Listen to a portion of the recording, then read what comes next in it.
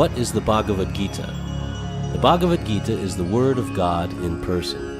It is the divine conversation between a man called Arjuna and God himself in the human form, Lord Krishna.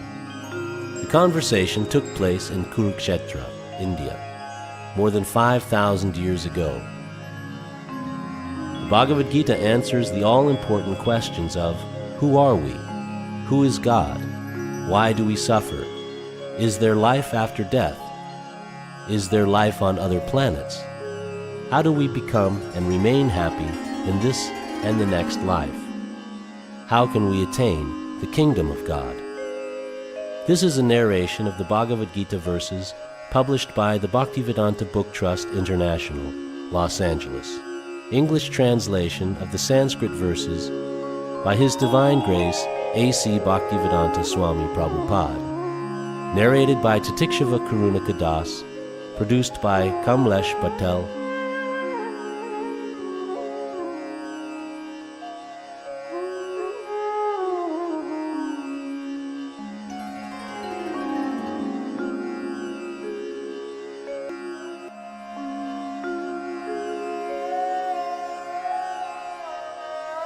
One may ask, what led to the great war on the battlefield of Kurukshetra, where the Bhagavad Gita was spoken? More than 5,000 years ago, the great king Vichitravirya passed away. Because his eldest son, Dhritarashtra, was born blind and thus not fit to rule, Pandu, the younger son, inherited the kingdom. After the death of King Pandu, his 5 sons, known as the Pandavas, became the lawful inheritors of the kingdom. But as the Pandavas were just still boys, Dhritarashtra assumed the throne for himself. Dhritarashtra had 100 sons, known as the Kauravas. When the Pandavas came of age and were ready to rule the kingdom, they did not want the entire kingdom for themselves, which was rightfully theirs. They were willing to share the kingdom with their cousins. Thus the kingdom was divided into 2 halves between the Pandavas and the Kauravas. Duryodhana, the eldest of the Kauravas, was not satisfied with his share. He wanted to enjoy the entire kingdom for himself. He made several attempts to kill the Pandavas, but was unsuccessful. He then unlawfully took possession of the entire kingdom and forced the Pandavas into exile. The Pandavas then requested just 5 villages, 1 for each brother. To this Duryodhana replied he would not give them enough land to stick a pin into. Lord Krishna pleaded for a peaceful and non-violent resolution to the land dispute, but Duryodhana rejected him and declared war on the Pandavas. The big war of Mahabharata was thus inevitable. In preparation for the war, both Duryodhana and Arjuna approached Lord Krishna for help. Krishna, as God himself, would not turn away anyone who approaches him for help, be they good or wicked. Lord Krishna offered his entire army to one side and himself as an advisor to the other side. Duryodhana snapped at Lord Krishna's army, and Arjuna was eager for the Lord himself as an advisor. Thus Lord Krishna became the advisor and charioteer to Arjuna. Arjuna faced a dilemma on the battlefield, whether to fight for his rights or run away from the war and let the wicked and evil sons of Dhritarashtra rule the kingdom.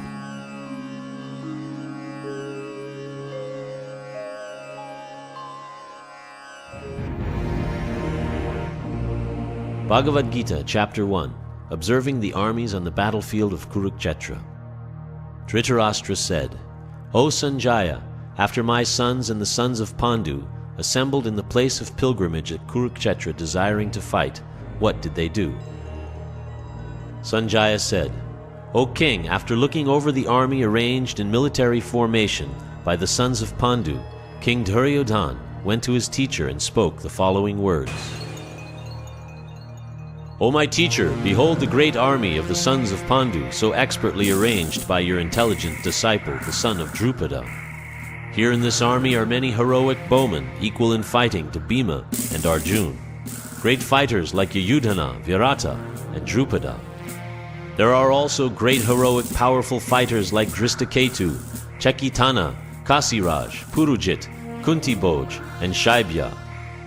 There are the mighty Yadhumanyu, the very powerful Uttamaja, the son of Subhadra, and the sons of Draupadi. All these warriors are great chariot fighters. But for your information, O best of the Brahmanas, let me tell you about the captains who are especially qualified to lead my military force. There are personalities like you, Bhishma, Karna, Kripa, Ashvatthama, Vikarna, and the son of Somadatta called Bhurishrava, who are always victorious in battle. There are many other heroes who are prepared to lay down their lives for my sake. All of them are well equipped with different kinds of weapons, and all are experienced in military science.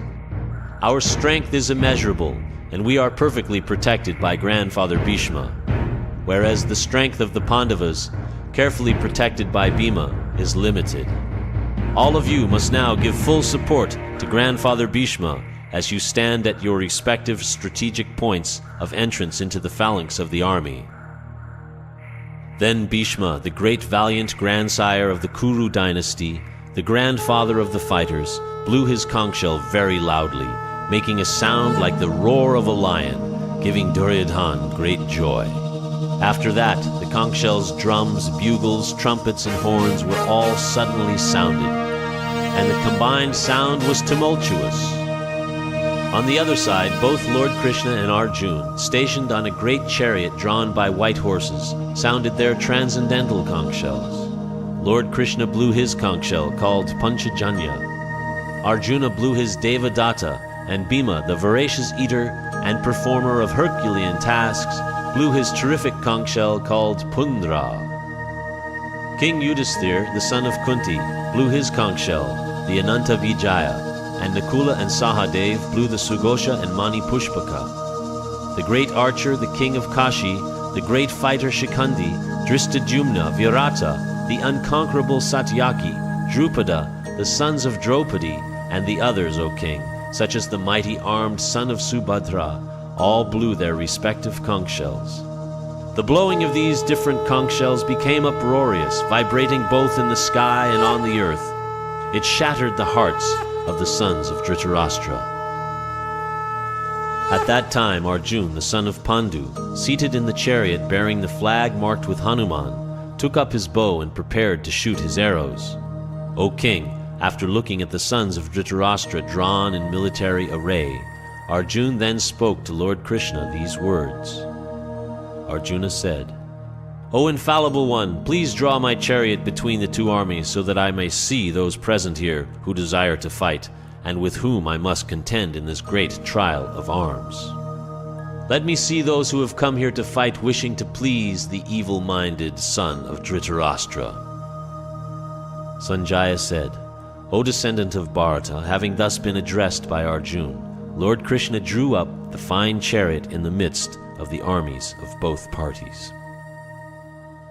In the presence of Bhishma, Drona, and all the other chieftains of the world, the Lord said, Just behold, Partha, all the Kurus assembled here.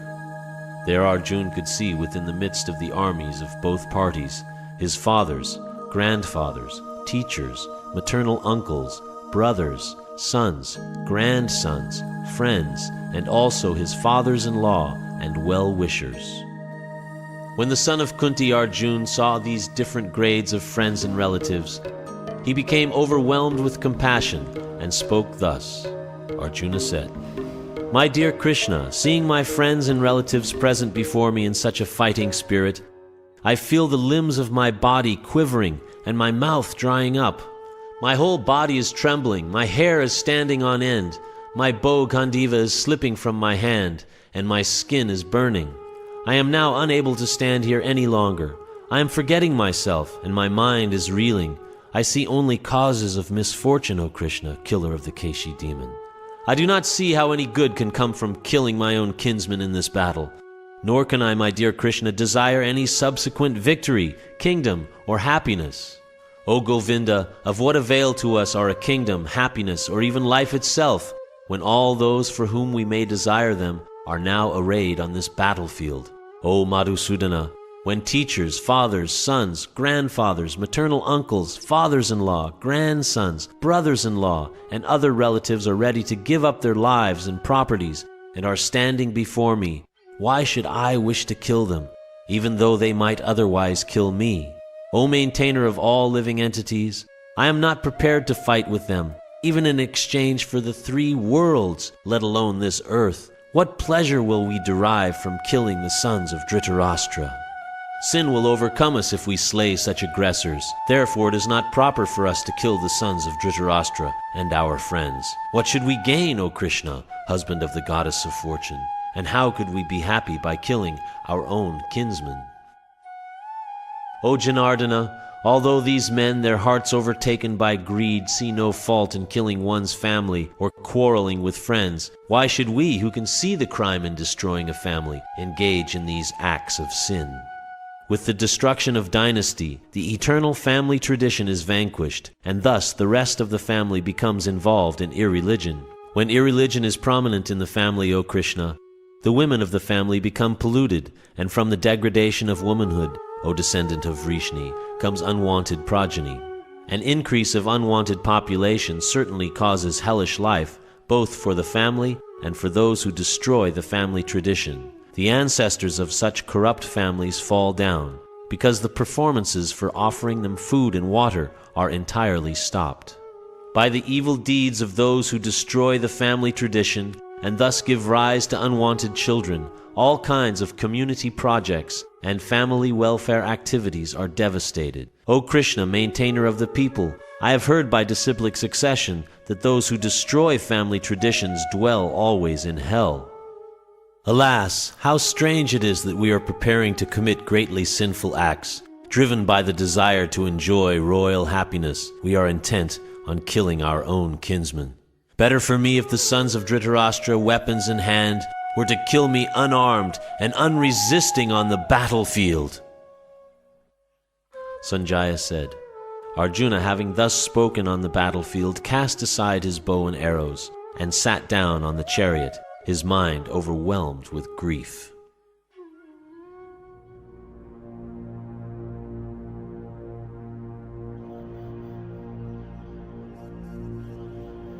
Chapter 2, Contents of the Gita Summarized. Sanjaya said, seeing Arjuna full of compassion, his mind depressed, his eyes full of tears, Madhusudana, Krishna, spoke the following words.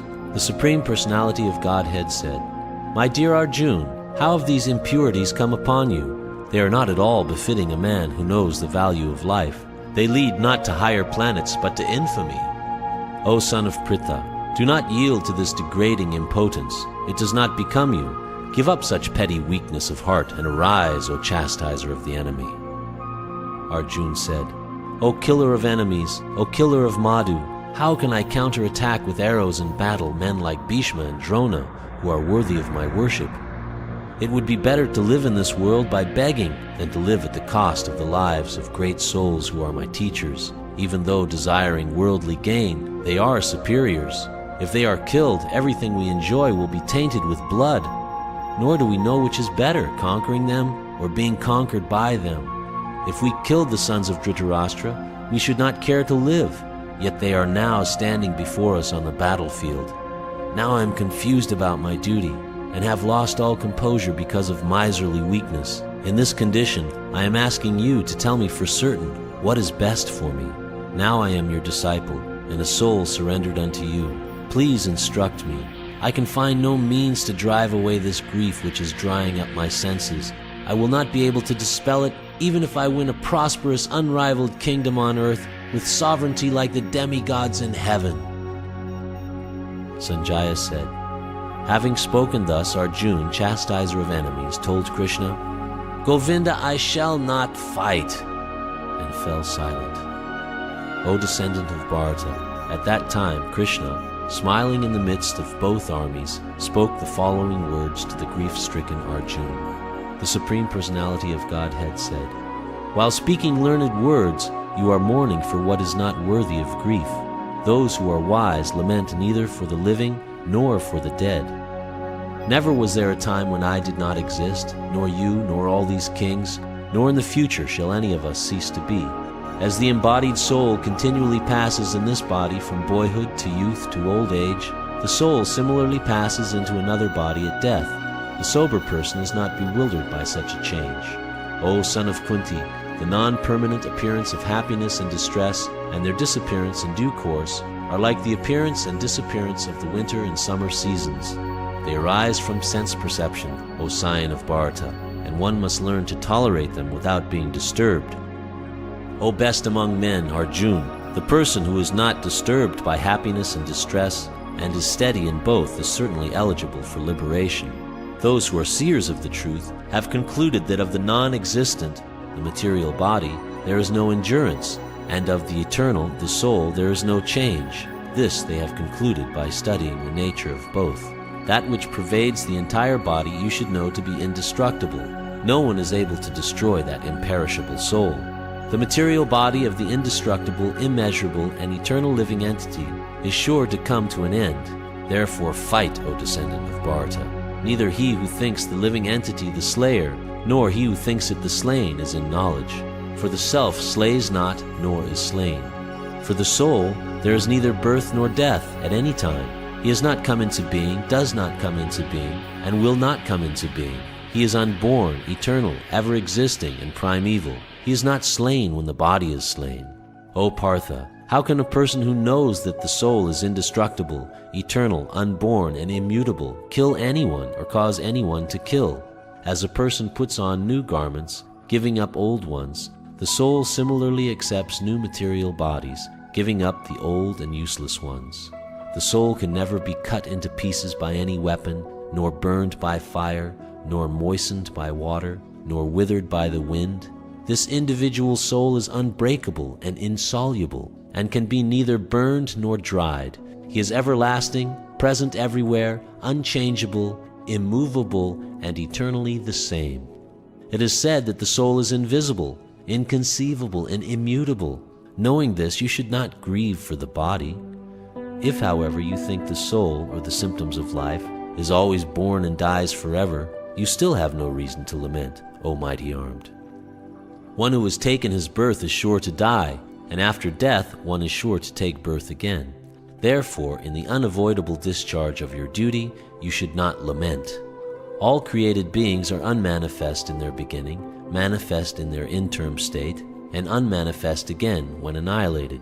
So what need is there for lamentation? Some look on the soul as amazing, some describe him as amazing, and some hear of him as amazing, while others, even after hearing about him, cannot understand him at all. O descendant of Bharata, he who dwells in the body can never be slain. Therefore, you need not grieve for any living being. Considering your specific duty as a Kshatriya, you should know that there is no better engagement for you than fighting on religious principles, and so there is no need for hesitation. O Partha, happy are the Kshatriyas to whom such fighting opportunities come unsought, opening for them the doors of the heavenly planets. If, however, you do not perform your religious duty of fighting, then you will certainly incur sins for neglecting your duties, and thus lose your reputation as a fighter. People will always speak of your infamy, and for a respectable person, dishonor is worse than death. The great generals who have highly esteemed your name and fame will think that you have left the battlefield out of fear only, and thus they will consider you insignificant. Your enemies will describe you in many unkind words and scorn your ability. What could be more painful for you? O son of Kunti, either you will be killed on the battlefield and attain the heavenly planets, or you will conquer and enjoy the earthly kingdom. Therefore get up with determination and fight. Do thou fight for the sake of fighting, without considering happiness or distress, loss or gain, victory or defeat, and by so doing you shall never incur sin. Thus far I have described this knowledge to you through analytical study. Now listen as I explain it in terms of working without fruit of results. O son of Pritha, when you act in such knowledge, you can free yourself from the bondage of works. In this endeavor there is no loss or diminution, and a little advancement on this path can protect one from the most dangerous type of fear. Those who are on this path are resolute in purpose, and their aim is one. O beloved child of the Kurus, the intelligence of those who are irresolute is many-branched. Men of small knowledge are very much attached to the flowery words of the Vedas, which recommend various fruitive activities for elevation to heavenly planets, resultant good birth, power, and so forth. Being desirous of sense gratification and opulent life, They say that there is nothing more than this. In the minds of those who are too attached to sense enjoyment and material opulence, and who are bewildered by such things, the resolute determination for devotional service to the Supreme Lord does not take place. The Vedas deal mainly with the subject of the three modes of material nature. O Arjuna, become transcendental to these three modes, be free from all dualities and from all anxiety for gain and safety, and be established in the self. All purposes served by a small well can at once be served by a great reservoir of water. Similarly, all the purposes of the Vedas can be served to one who knows the purpose behind them. You have a right to perform your prescribed duty, but you are not entitled to the fruits of action. Never consider yourself the cause of the results of your activities, and never be attached to not doing your duty. Perform your duty equiposed, O Arjuna, abandoning all attachment to success or failure. Such equanimity is called yoga. O Dhananjaya, keep all abominable activities far distant by devotional service, and in that consciousness surrender unto the Lord. Those who want to enjoy the fruits of their work are misers. A man engaged in devotional service rids himself of both good and bad actions, even in this life. Therefore strive for yoga, which is the art of all work. By thus engaging in devotional service to the Lord, great sages or devotees free themselves from the result of work in the material world. In this way they become free from the cycle of birth and death, and attain the state beyond all miseries by going back to Godhead. When your intelligence has passed out of the dense forest of delusion, you shall become indifferent to all that has been heard and all that is to be heard. When your mind is no longer disturbed by the flowery language of the Vedas, and when it remains fixed in the trance of self-realization, then you will have attained the divine consciousness. Arjuna said, O Krishna, what are the symptoms of one whose consciousness is thus merged in transcendence? How does he speak, and what is his language? How does he sit, and how does he walk? The Supreme Personality of Godhead said, O Partha, when a man gives up all varieties of desire for sense gratification, which arise from mental concoction, and when his mind, thus purified, finds satisfaction in the self alone, then he is said to be in pure transcendental consciousness.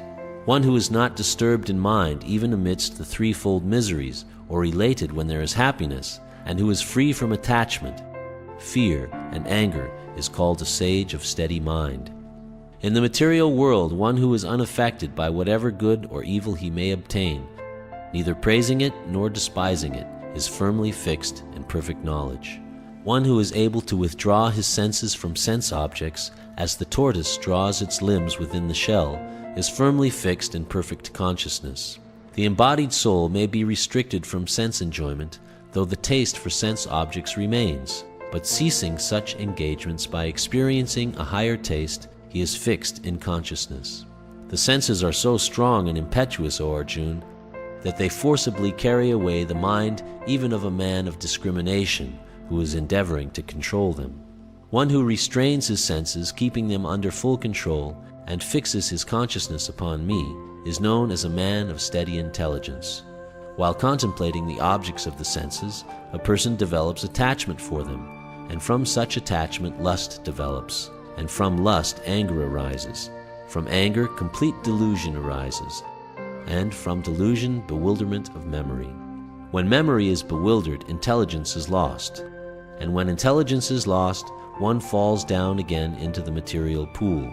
But a person free from all attachment and aversion, and able to control his senses through regulative principles of freedom, can obtain the complete mercy of the Lord. For one thus satisfied in Krishna consciousness, the threefold miseries of material existence exist no longer. In such satisfied consciousness, one's intelligence is soon well established. One who is not connected with the Supreme in Krishna consciousness can have neither transcendental intelligence nor a steady mind, without which there is no possibility of peace. And how can there be any happiness without peace? As a strong wind sweeps away a boat on the water, even one of the roaming senses on which the mind focuses can carry away a man's intelligence. Therefore, O mighty armed, one whose senses are restrained from their objects is certainly of steady intelligence.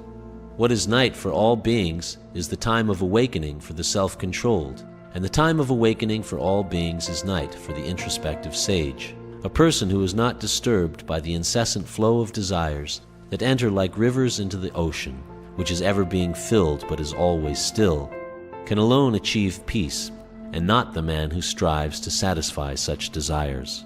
A person who has given up all desires for sense gratification, who lives free from desires, who has given up all sense of proprietorship and is devoid of false ego, he alone can attain real peace. That is the way of spiritual and godly life, after attaining which a man is not bewildered. If one is thus situated, even at the hour of death, one can enter into the kingdom of God.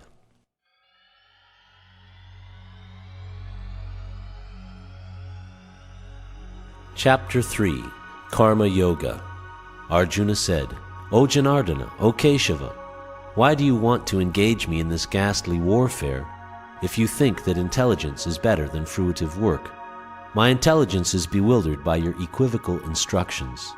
Therefore, please tell me decisively which will be most beneficial for me. The Supreme Personality of Godhead said, O sinless Arjuna, I have already explained that there are two classes of men who try to realize the self. Some are inclined to understand it by empirical philosophical speculation, and others by devotional service. Not by merely abstaining from work can one achieve freedom from reaction, nor by renunciation alone can one attain perfection. Everyone is forced to act helplessly according to the qualities he has acquired from the modes of material nature. Therefore, no one can refrain from doing something, not even for a moment. One who restrains the senses of action, but whose mind dwells on the sense objects, certainly deludes himself and is called a pretender. On the other hand, if a sincere person tries to control the active senses by the mind and begins karma yoga in Krishna consciousness, without attachment, he is by far superior. Perform your prescribed duty, for doing so is better than not working. One cannot even maintain one's physical body without work. Work done as a sacrifice for Vishnu has to be performed. Otherwise, work causes bondage in this material world. Therefore, O son of Kunti, perform your prescribed duties for his satisfaction, and in that way you will always remain free from bondage.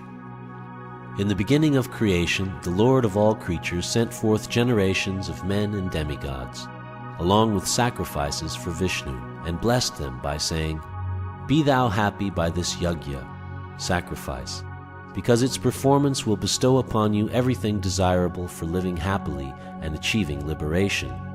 The demigods, being pleased by sacrifices, will also please you, and thus by cooperation between men and demigods, prosperity will reign for all. In charge of the various necessities of life, the demigods, being satisfied by the performance of yajna, sacrifice, will supply all necessities to you. But he who enjoys such gifts without offering them to the demigods in return is certainly a thief. The devotees of the Lord are released from all kinds of sins because they eat food which is offered first for sacrifice. Others who prepare food for personal sense enjoyment verily eat only sin. All living bodies subsist on food grains, which are produced from rains. Rains are produced by performance of yajna, sacrifice, and yajna is born of prescribed duties.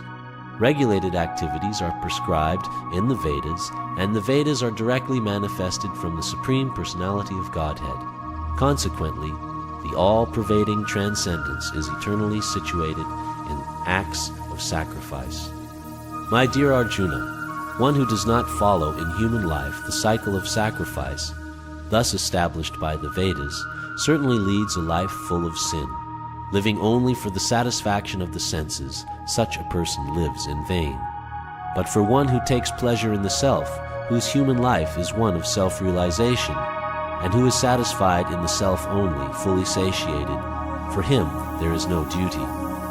A self-realized man has no purpose to fulfill in the discharge of his prescribed duties, nor has he any reason not to perform such work, nor has he any need to depend on any other living being. Therefore, without being attached to the fruits of activities, one should act as a matter of duty, for by working without attachment one attains the supreme. Kings such as Janaka attained perfection solely by performance of prescribed duties. Therefore, just for the sake of educating people in general, you should perform your work. Whatever action a great man performs, common men follow, and whatever standards he sets by exemplary acts, all the world pursues.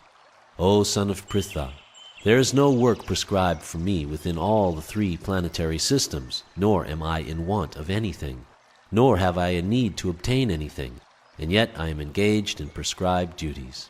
For if I ever fail to engage in carefully performing prescribed duties, O Partha, certainly all men would follow my path. If I did not perform prescribed duties, all these worlds would be put into ruination. I would be the cause of creating unwanted population, and I would thereby destroy the peace of all living beings. As the ignorant perform their duties with attachment to results, the learned may similarly act, but without attachment, for the sake of leading people on the right path, so as not to disrupt the minds of ignorant men attached to the fruit of results of prescribed duties. A learned person should not induce them to stop work. Rather, by working in the spirit of devotion, he should engage them in all sorts of activities for the gradual development of Krishna consciousness. The spirit soul, bewildered by the influence of false ego, thinks himself the doer of activities that are in actuality carried out by the 3 modes of material nature. One who is in knowledge of the absolute truth, O mighty armed, does not engage himself in the senses and sense gratification, knowing well the differences between work in devotion and work for fruitive results. Bewildered by the modes of material nature, the ignorant fully engage themselves in material activities and become attached, but the wise should not unsettle them, although these duties are inferior due to the performer's lack of knowledge. Therefore, O Arjuna, surrendering all your works unto me, with full knowledge of me, without desires for profit, with no claims to proprietorship, and free from lethargy, fight. Those persons who execute their duties according to my injunctions, and who follow this teaching faithfully without envy, become free from the bondage of fruitive actions. But those who out of envy disregard these teachings and do not follow them are to be considered bereft of all knowledge, befooled, and ruined in their endeavors for perfection. Even a man of knowledge acts according to his own nature, for everyone follows the nature he has acquired from the 3 modes. What can repression accomplish? There are principles to regulate attachment and aversion pertaining to the senses and their objects. One should not come under the control of such attachment and aversion, because they are stumbling blocks on the path of self-realization. It is far better to discharge one's prescribed duties, even though faultily, than another's duties perfectly. Destruction in the course of performing one's own duty is better than engaging in another's duties, for to follow another's path is dangerous. Arjuna said, O descendant of Vrishni, by what is one impelled to sinful acts, even unwillingly as if engaged by force? The Supreme Personality of Godhead said, It is lust only, Arjuna, which is born of contact with the material mode of passion, and later transformed into wrath, and which is the all-devouring sinful enemy of this world. As fire is covered by smoke, as a mirror is covered by dust, or as the embryo is covered by the womb, the living entity is similarly covered by different degrees of this lust. Thus, the wise living entity's pure consciousness becomes covered by his eternal enemy in the form of lust, which is never satisfied and which burns like fire. The senses, the mind, and the intelligence are the sitting places of this lust. Through them, lust covers the real knowledge of the living entity and bewilders him. Therefore, O Arjuna, best of the Bharatas, in the very beginning curb this great symbol of sin, lust, by regulating the senses, and slay this destroyer of knowledge and self-realization. The working senses are superior to dull matter. Mind is higher than the senses. Intelligence is still higher than the mind. And he, the soul, is even higher than the intelligence. Thus, knowing oneself to be transcendental to the material senses, mind, and intelligence, O mighty armed Arjuna, one should steady the mind by deliberate spiritual intelligence, Krishna consciousness, and thus, by spiritual strength, conquer this insatiable enemy known as lust.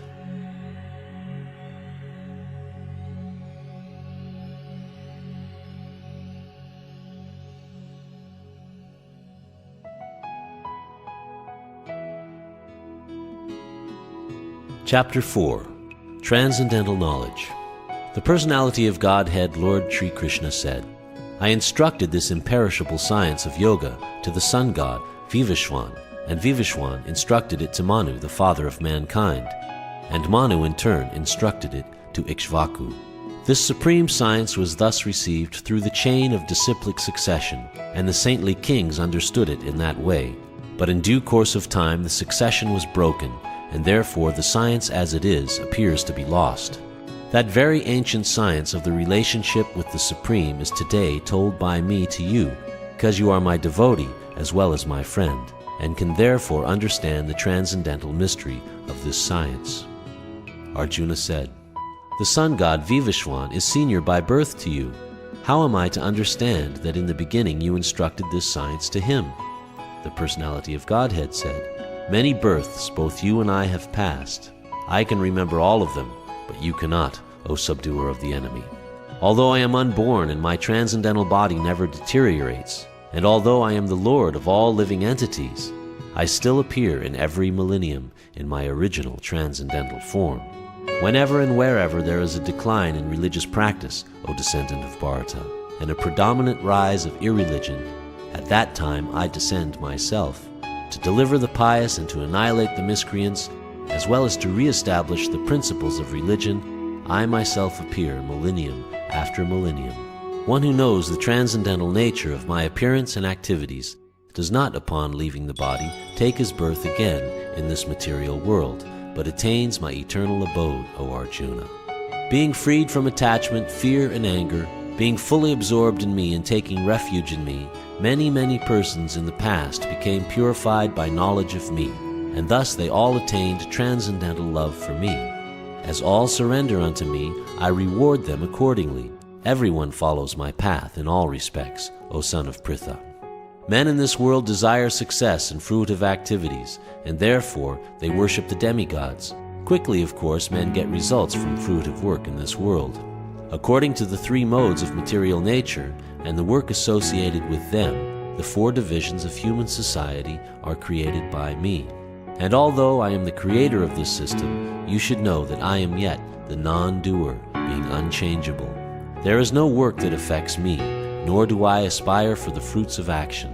One who understands this truth about me also does not become entangled in the fruit of reactions of work.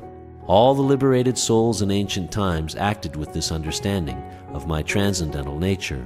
Therefore you should perform your duty following in their footsteps. Even the intelligent are bewildered in determining what is action and what is inaction. Now I shall explain to you what action is, knowing which you shall be liberated from all misfortune. The intricacies of action are very hard to understand. Therefore, one should know properly what action is, what forbidden action is, and what inaction is. One who sees inaction in action and action in inaction is intelligent among men, and he is in the transcendental position, although engaged in all sorts of activities. One who is understood to be in full knowledge, whose every endeavor is devoid of desire for sense gratification. He is said by sages to be a worker for whom the reactions of work have been burned up by the fire of perfect knowledge. Abandoning all attachment to the results of his activities, ever satisfied and independent, he performs no fruitive action, although engaged in all kinds of undertakings. Such a man of understanding acts with mind and intelligence perfectly controlled, gives up all sense of proprietorship over his possessions, and acts only for the bare necessities of life. Thus working, he is not affected by sinful reactions. He who is satisfied with gain, which comes of its own accord, who is free from duality and does not envy, who is steady in both success and failure, is never entangled, although performing actions. The work of a man who is unattached to the modes of material nature and who is fully situated in transcendental knowledge merges entirely into transcendence. A person who is fully absorbed in Krishna consciousness is sure to attain the spiritual kingdom because of his full contribution to spiritual activities, in which the consummation is absolute and that which is offered is of the same spiritual nature. Some yogis perfectly worship the demigods by offering different sacrifices to them, and some of them offer sacrifices in the fire of the Supreme Brahman. Some, the unadulterated brahmacharis, sacrifice the hearing process and the senses in the fire of mental control, and others, the regulated householders, sacrifice the objects of the senses in the fire of the senses. Others who are interested in achieving self-realization through control of the mind and senses offer the functions of all the senses and of the life breath as oblations into the fire of the controlled mind. Having accepted strict vows, some become enlightened by sacrificing their possessions, and others by performing severe austerities, by practicing the yoga of eightfold mysticism, or by studying the Vedas to advance in transcendental knowledge. Still others who are inclined to the process of breath restraint to remain in trance practice by offering the movement of the outgoing breath into the incoming, and the incoming breath into the outgoing, and thus at last remain in trance, stopping all breathing. Others, curtailing the eating process, offer the outgoing breath into itself as a sacrifice. All these performers who know the meaning of sacrifice become cleansed of sinful reactions, and having tasted the nectar of the results of sacrifices, they advance toward the supreme eternal atmosphere. O best of the Kuru dynasty, without sacrifice one can never live happily on this planet or in this life. What then of the next? All these different types of sacrifice are approved by the Vedas, and all of them are born of different types of work. Knowing them as such, you will become liberated. O chastiser of the enemy, the sacrifice performed in knowledge is better than the mere sacrifice of material possessions. After all, of son of Pritha, all sacrifices of work culminate in transcendental knowledge. Just try to learn the truth by approaching a spiritual master. Inquire from him submissively, and render service unto him. The self-realized souls can impart knowledge unto you because they have seen the truth. Having obtained real knowledge from a self-realized soul, you will never fall again into such illusion, for by this knowledge you will see that all living beings are but part of the Supreme, or in other words, that they are mine. Even if you are considered to be the most sinful of all sinners, when you are situated in the boat of transcendental knowledge, you will be able to cross over the ocean of miseries. As a blazing fire turns firewood to ashes, O Arjuna, so does the fire of knowledge burn to ashes all reactions to material activities. In this world there is nothing so sublime and pure as transcendental knowledge. Such knowledge is the mature fruit of all mysticism, and one who has become accomplished in the practice of devotional service enjoys this knowledge within himself in due course of time. A faithful man who is dedicated to transcendental knowledge and who subdues his senses is eligible to achieve such knowledge. And having achieved it, he quickly attains the supreme spiritual peace. But ignorant and faithless persons who doubt the revealed scriptures do not attain God consciousness. They fall down. For the doubting soul there is happiness neither in this world nor in the next.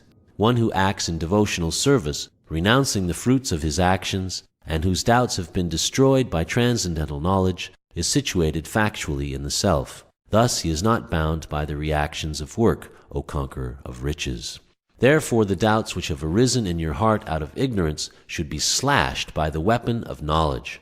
Armed with yoga, O Bharata, stand and fight.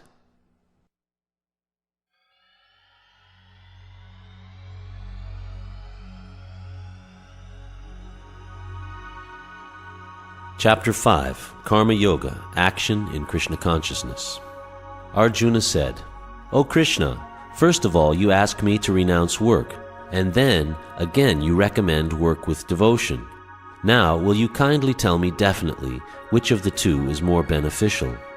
The personality of Godhead replied, The renunciation of work and work in devotion are both good for liberation, but of the two, work in devotional service is better than renunciation of work. One who neither hates nor desires the fruits of his activities is known to be always renounced.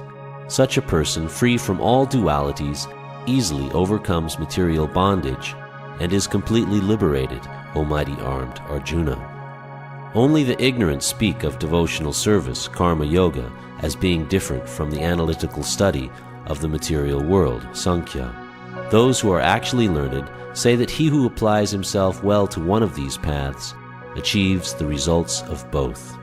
One who knows that the position reached by means of analytical study can also be attained by devotional service, and who therefore sees analytical study and devotional service to be on the same level, sees things as they are. Merely renouncing all activities, yet not engaging in the devotional service of the Lord, cannot make one happy. But a thoughtful person engaged in devotional service can achieve the supreme without delay. One who works in devotion, who is a pure soul, and who controls his mind and senses, is dear to everyone, and everyone is dear to him. Though always working, such a man is never entangled. A person in the divine consciousness, although engaged in seeing, hearing, touching, smelling, eating, moving about, sleeping and breathing, always knows within himself that he actually does nothing at all, because while speaking, evacuating, receiving, or opening or closing his eyes, he always knows that only the material senses are engaged with their objects, and that he is aloof from them. One who performs his duty without attachment, surrendering the results unto the Supreme Lord, is unaffected by sinful action, as the lotus leaf is untouched by water. The yogis, abandoning attachment, act with body, mind, intelligence, and even with the senses, only for the purpose of purification. The steadily devoted soul attains unadulterated peace because he offers the result of all activities to me, whereas a person who is not in union with the divine, who is greedy for the fruits of his labor, becomes entangled. When the embodied living being controls his nature and mentally renounces all actions, he resides happily in the city of 9 gates, the material body, neither working nor causing work to be done. The embodied spirit, master of the city of his body, does not create activities, nor does he induce people to act, nor does he create the fruits of action.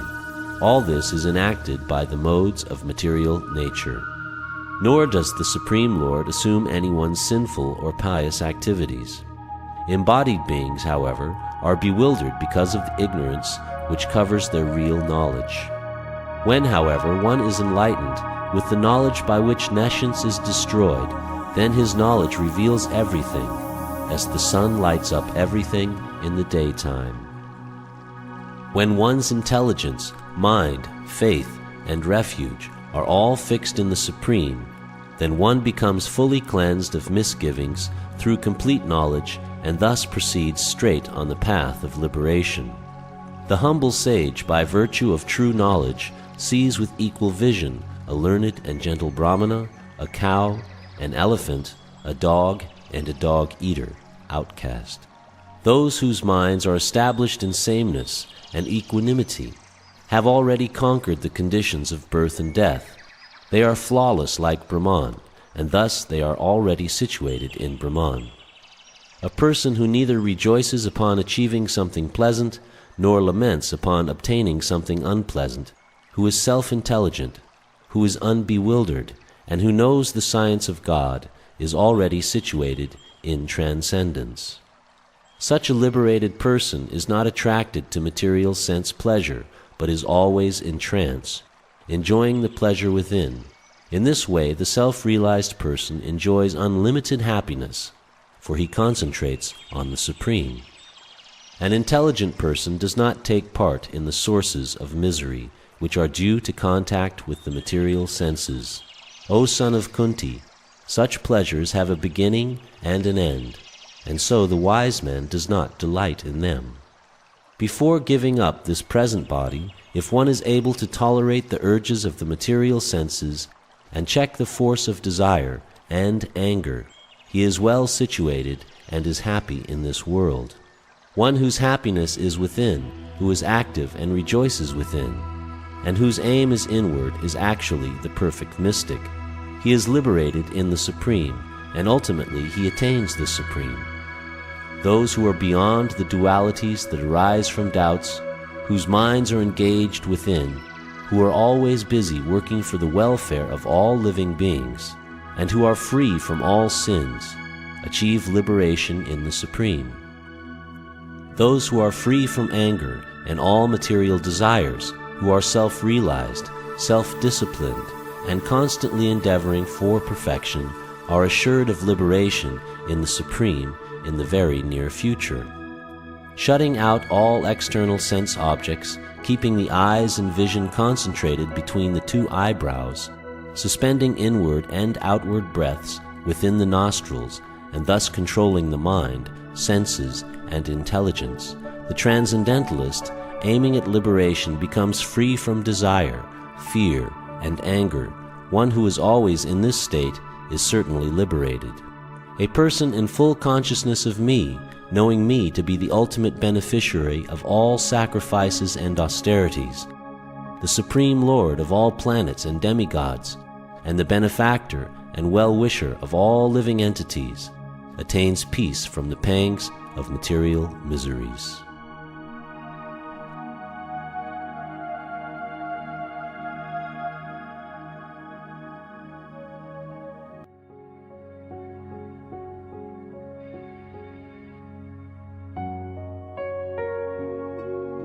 Chapter 6, Dhyana Yoga.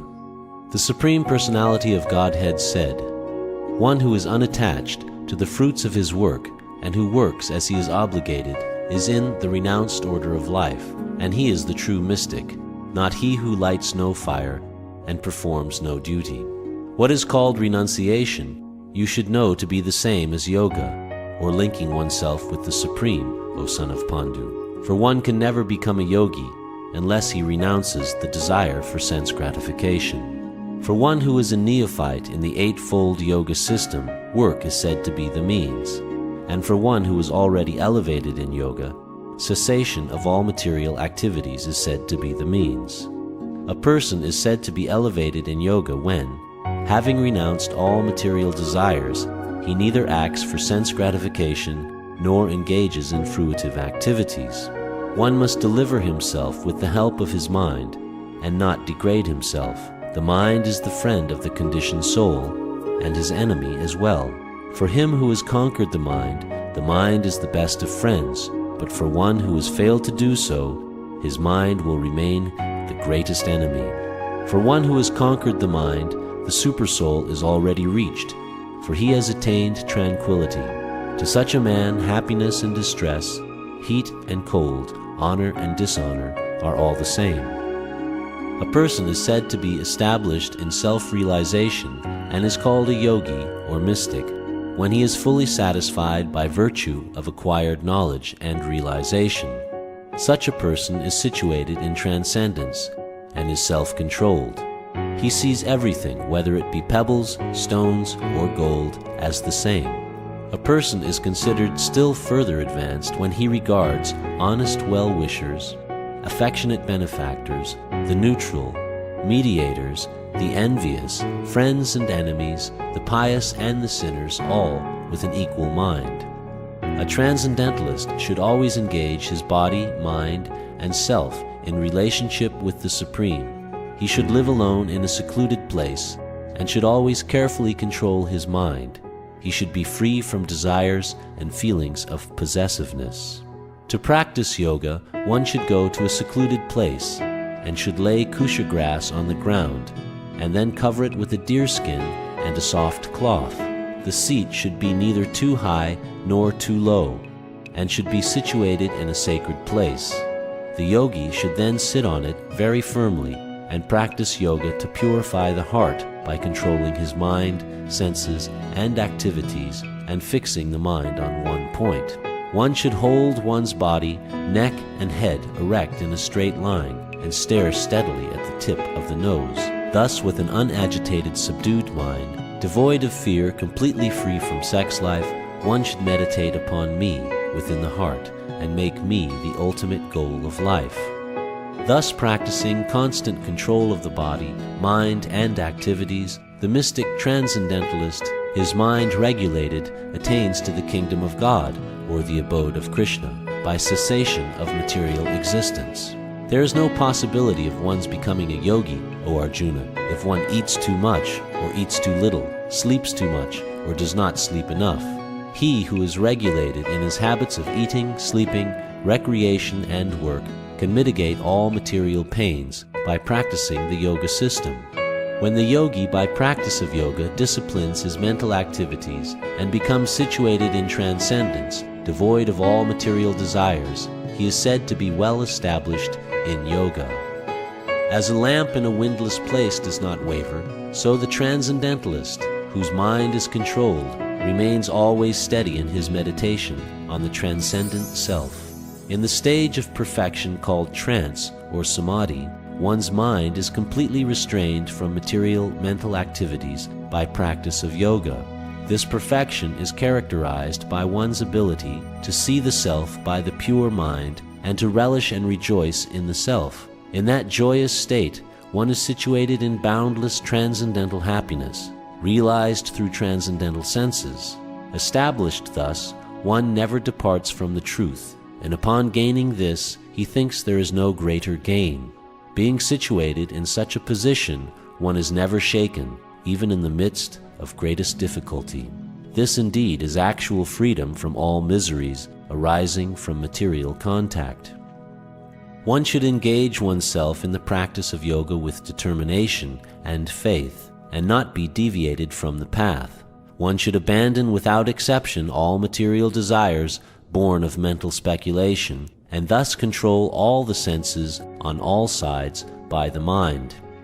Gradually, step by step, one should become situated in trance by means of intelligence sustained by full conviction, and thus the mind should be fixed on the self alone and should think of nothing else. From wherever the mind wanders due to its flickering and unsteady nature, one must certainly withdraw it and bring it back under the control of the self. The yogi whose mind is fixed on me verily attains the highest perfection of transcendental happiness. He is beyond the mode of passion. He realizes his qualitative identity with the Supreme, and thus he is freed from all reactions to past deeds. Thus the self-controlled yogi, constantly engaged in yoga practice, becomes free from all material contamination and achieves the highest stage of perfect happiness in transcendental loving service to the Lord. A true yogi observes me in all beings and also sees every being in me. Indeed, the self-realized person sees me, the same Supreme Lord, everywhere. For one who sees me everywhere and sees everything in me, I am never lost, nor is he ever lost to me. Such a yogi who engages in the worshipful service of the Supersoul, knowing that I and the Supersoul are one, remains always in me in all circumstances. He is a perfect yogi who, by comparison to his own self, sees the true equality of all beings in both their happiness and their distress, O Arjuna. Arjuna said, O Madhusudana, the system of yoga which you have summarized appears impractical and unendurable to me, for the mind is restless and unsteady. For the mind is restless, turbulent, obstinate, and very strong, O Krishna, and to subdue it, I think, is more difficult than controlling the wind. Lord Sri Krishna said, O mighty armed son of Kunti, it is undoubtedly very difficult to curb the restless mind, but it is possible by suitable practice and by detachment. For one whose mind is unbridled, self-realization is difficult work, but he whose mind is controlled and who strives by appropriate means is assured of success. That is my opinion. Arjuna said, O Krishna, what is the destination of the unsuccessful transcendentalist, who in the beginning takes to the process of self-realization with faith, but who later desists due to worldly mindedness, and thus does not attain perfection in mysticism? O mighty armed Krishna, does not such a man who is bewildered from the path of transcendence fall away from both spiritual and material success, and perish like a riven cloud with no position in any sphere?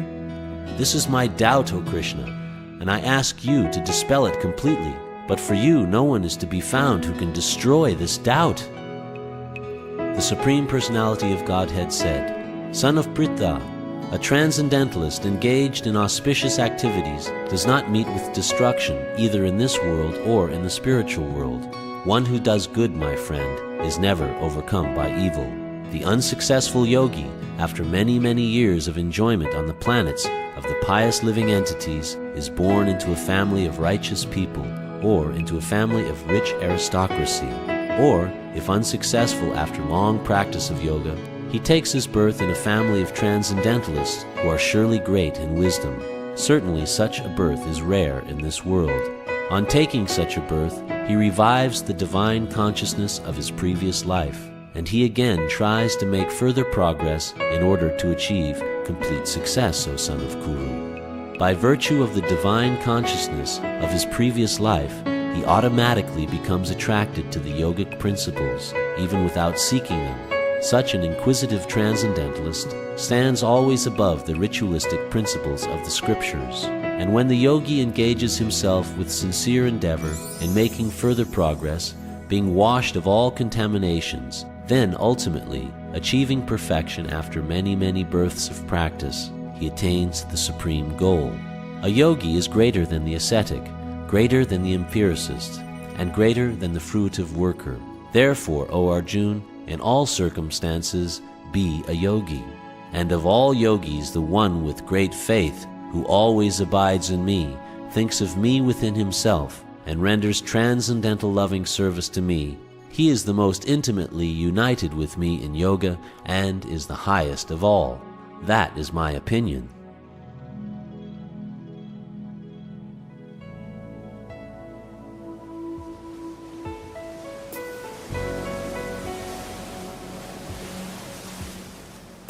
Chapter 7. Knowledge of the Absolute. The Supreme Personality of Godhead said, "Now hear, O son of Pritha, how by practicing yoga in full consciousness of me, with mind attached to me, you can know me in full, free from doubt. I shall now declare unto you in full this knowledge, both phenomenal and numinous. This being known, nothing further shall remain for you to know. Out of many thousands among men, one may endeavor for perfection, and of those who have achieved perfection, hardly one knows me in truth.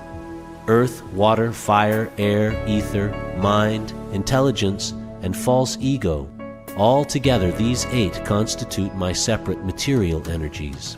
Besides these, O mighty armed Arjuna, there is another superior energy of mine, which comprises the living entities who are exploiting the resources of this material inferior nature.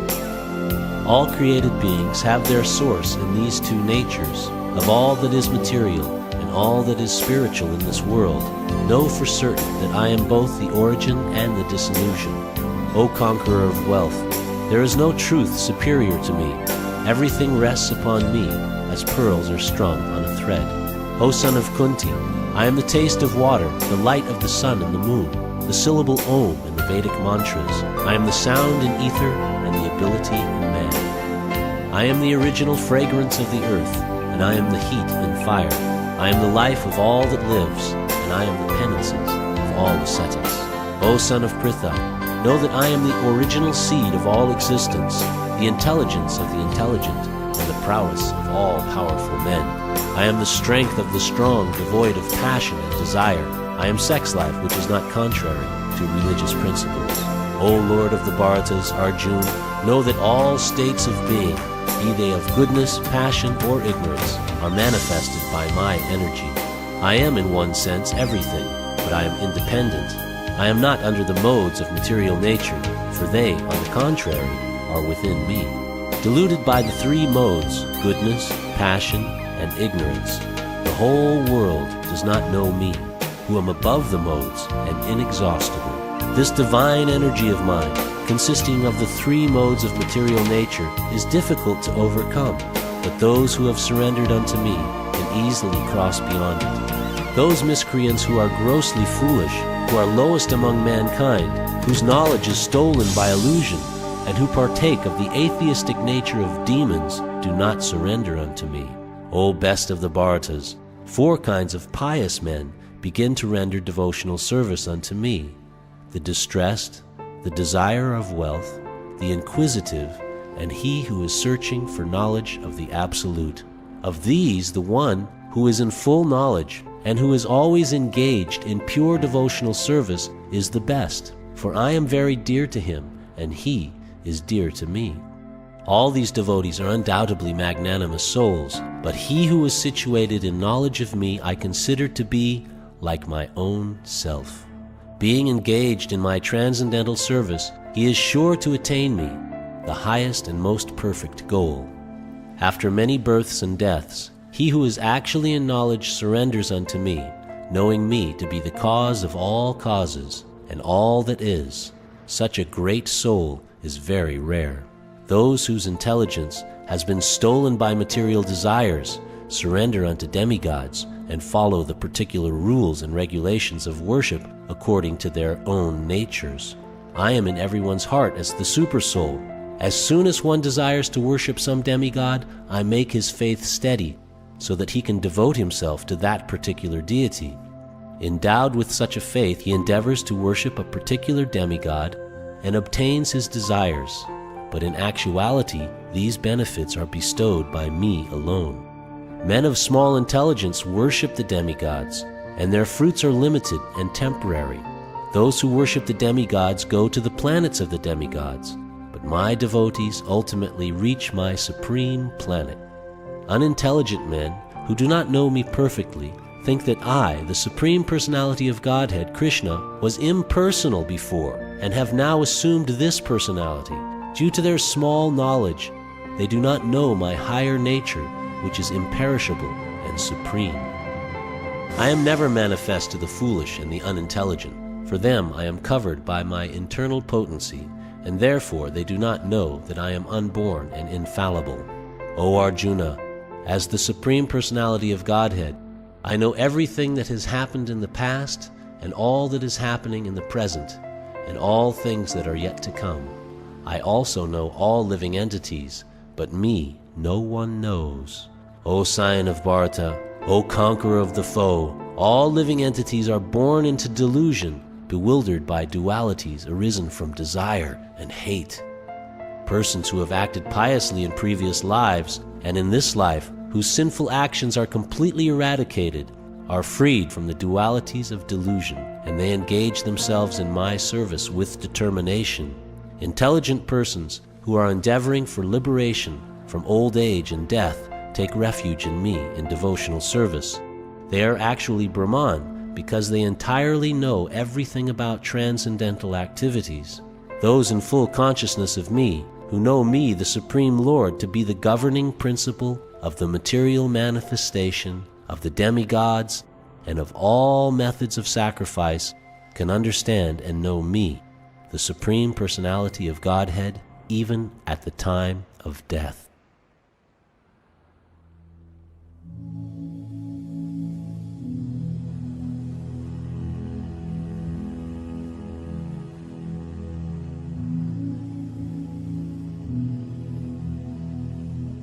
Chapter 8. Attaining the Supreme. Arjuna inquired, O my Lord, O Supreme Person, what is Brahman? What is the Self? What are fruit of activities? What is this material manifestation? And what are the demigods? Please explain this to me. Who is the Lord of sacrifice?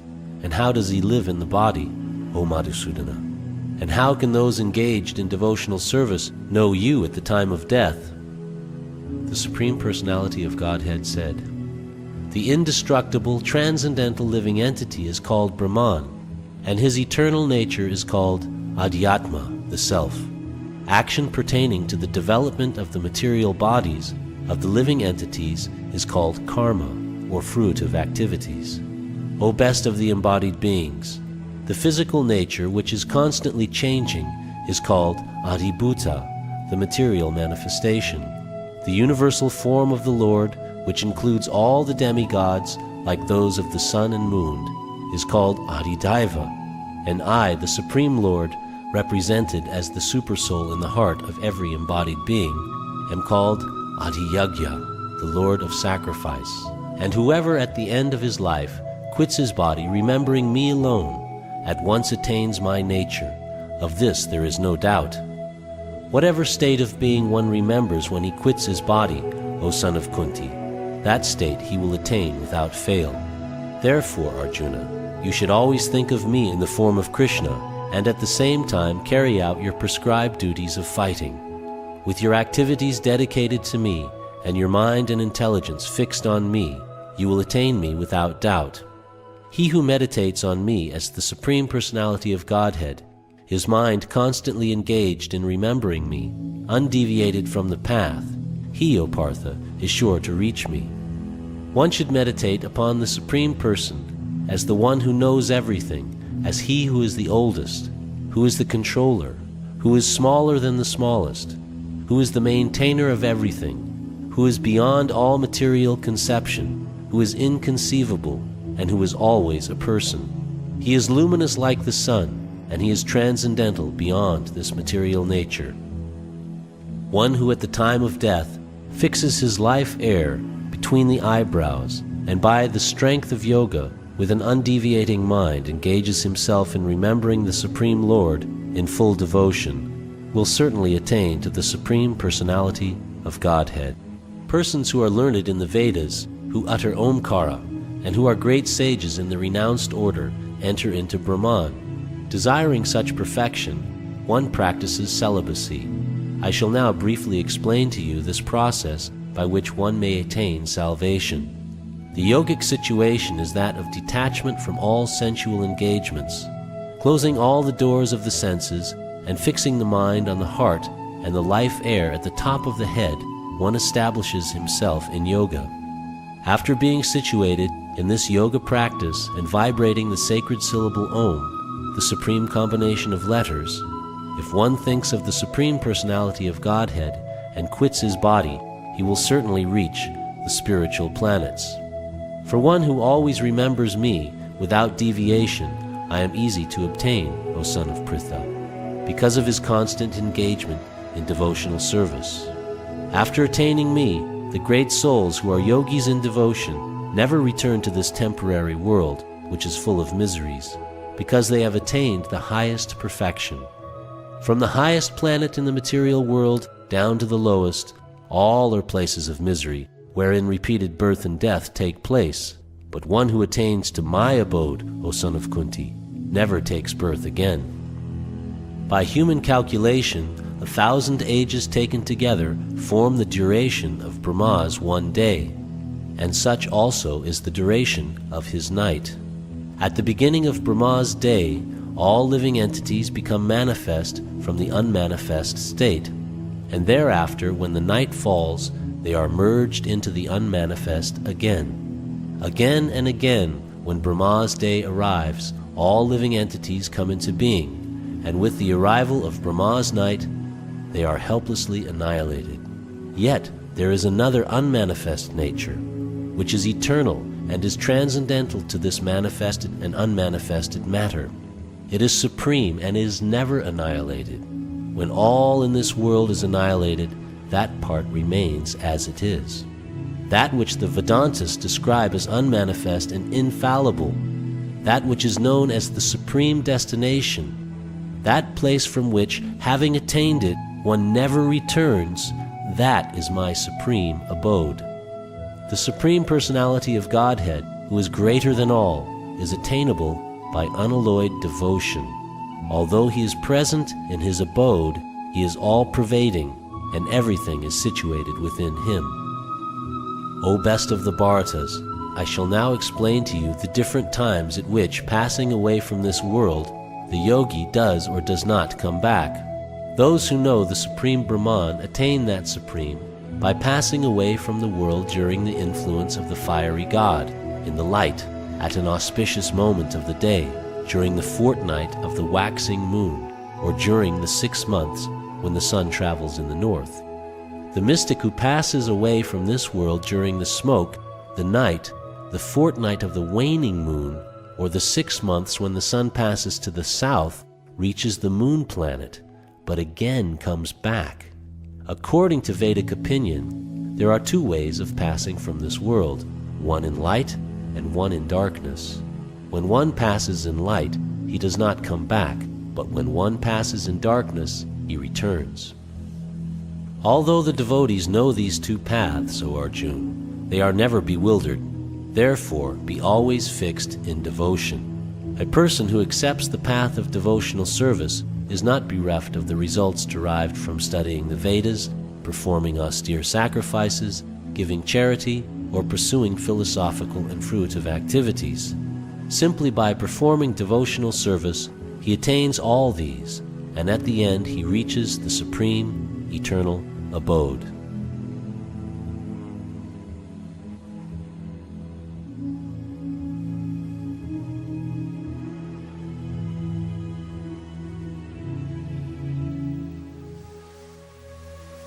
Chapter 9. The Most Confidential Knowledge. The Supreme Personality of Godhead said, "My dear Arjuna, because you are never envious of me, I shall impart to you this most confidential knowledge and realization, knowing which you shall be relieved of the miseries of material existence. This knowledge is the king of education, the most secret of all secrets. It is the purest knowledge, and because it gives direct perception of the self by realization, it is the perfection of religion. It is everlasting, and it is joyfully performed. Those who are not faithful in this devotional service cannot attain me, O conqueror of enemies. Therefore they return to the path of birth and death in this material world. By me, in my unmanifested form, this entire universe is pervaded. All beings are in me, but I am not in them. And yet everything that is created does not rest in me. Behold my mystic opulence. Although I am the maintainer of all living entities, and although I am everywhere, I am not a part of this cosmic manifestation. For myself is the very source of creation. Understand that as the mighty wind blowing everywhere rests always in the sky, all created beings rest in me. O son of Kunti, at the end of the millennium, all material manifestations enter into my nature, and at the beginning of another millennium, by my potency, I create them again. The whole cosmic order is under me. Under my will it is automatically manifested again and again, and under my will it is annihilated at the end. O Dhananjaya, all this work cannot bind me.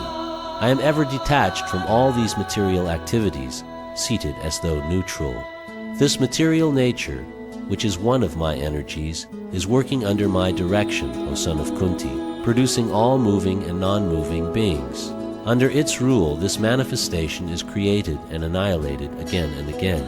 Fools deride me when I descend in the human form. They do not know my transcendental nature as the Supreme Lord of all that be. Those who are thus bewildered are attracted by demoniac and atheistic views. In that deluded condition, their hopes for liberation, their fruitive activities, and their culture of knowledge are all defeated. O son of Pritha, those who are not deluded, the great souls, are under the protection of the divine nature.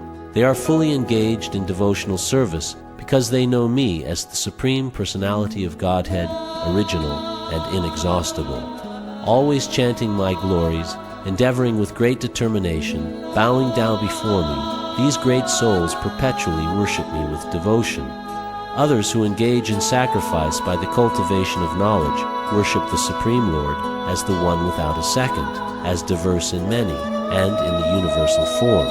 But it is I who am the ritual, I the sacrifice, the offering to the ancestors, the healing herb, the transcendental chant.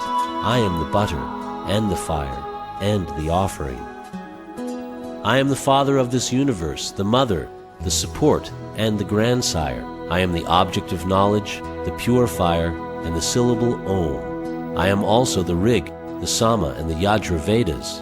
I am the goal, the sustainer, the master, the witness, the abode, the refuge, and the most dear friend. I am the creation and the annihilation, the basis of everything, the resting place, and the eternal seed. O Arjuna, I give heat, and I withhold and send forth the rain. I am immortality, and I am also death personified. Both spirit and matter are in me. Those who study the Vedas and drink the soma juice, seeking the heavenly planets, worship me indirectly. Purified of sinful reactions, they take birth on the pious heavenly planet of Indra, where they enjoy godly delights. When they have thus enjoyed vast heavenly sense pleasure, and the results of their pious activities are exhausted, they return to this mortal planet again. Thus, those who seek sense enjoyment by adhering to the principles of the three Vedas achieve only repeated birth and death. But those who always worship me with exclusive devotion, meditating on my transcendental form, to them I carry what they lack and preserve what they have.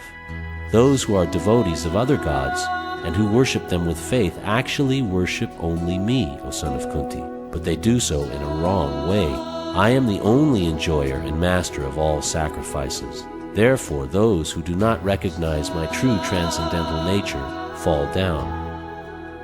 Those who worship the demigods will take birth among the demigods. Those who worship the ancestors go to the ancestors. Those who worship ghosts and spirits will take birth among such beings, and those who worship me will live with me. If one offers me with love and devotion a leaf, a flower, fruit, or water, I will accept it. Whatever you do, whatever you eat, whatever you offer or give away, and whatever austerities you perform, do that, O son of Kunti, as an offering to me. In this way you will be freed from bondage to work and its auspicious and inauspicious results. With your mind fixed on me in this principle of renunciation, you will be liberated and come to me. I envy no one, nor am I partial to anyone. I am equal to all, but whoever renders service unto me in devotion is a friend, is in me, and I am also a friend to him. Even if one commits the most abominable action, if he is engaged in devotional service, he has to be considered saintly, because he is properly situated in his determination. He quickly becomes righteous and attains lasting peace. O son of Kunti, declare it boldly that my devotee never perishes. O son of Pritha, those who take shelter in me, though they be of lower birth, women, Vaishyas, merchants, and Sudras, workers, can attain the supreme destination. How much more this is so of the righteous Brahmanas, the devotees, and the saintly kings. Therefore, having come to this temporary miserable world, engage in loving service unto me. Engage your mind always in thinking of me. Become my devotee, offer obeisances to me, and worship me. Being completely absorbed in me, surely you will come to me.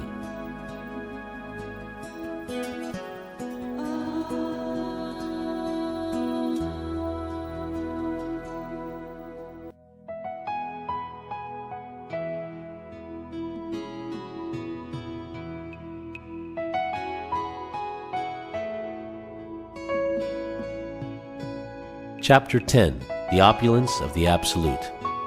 The Supreme Personality of Godhead said, "Listen again, O mighty armed Arjuna.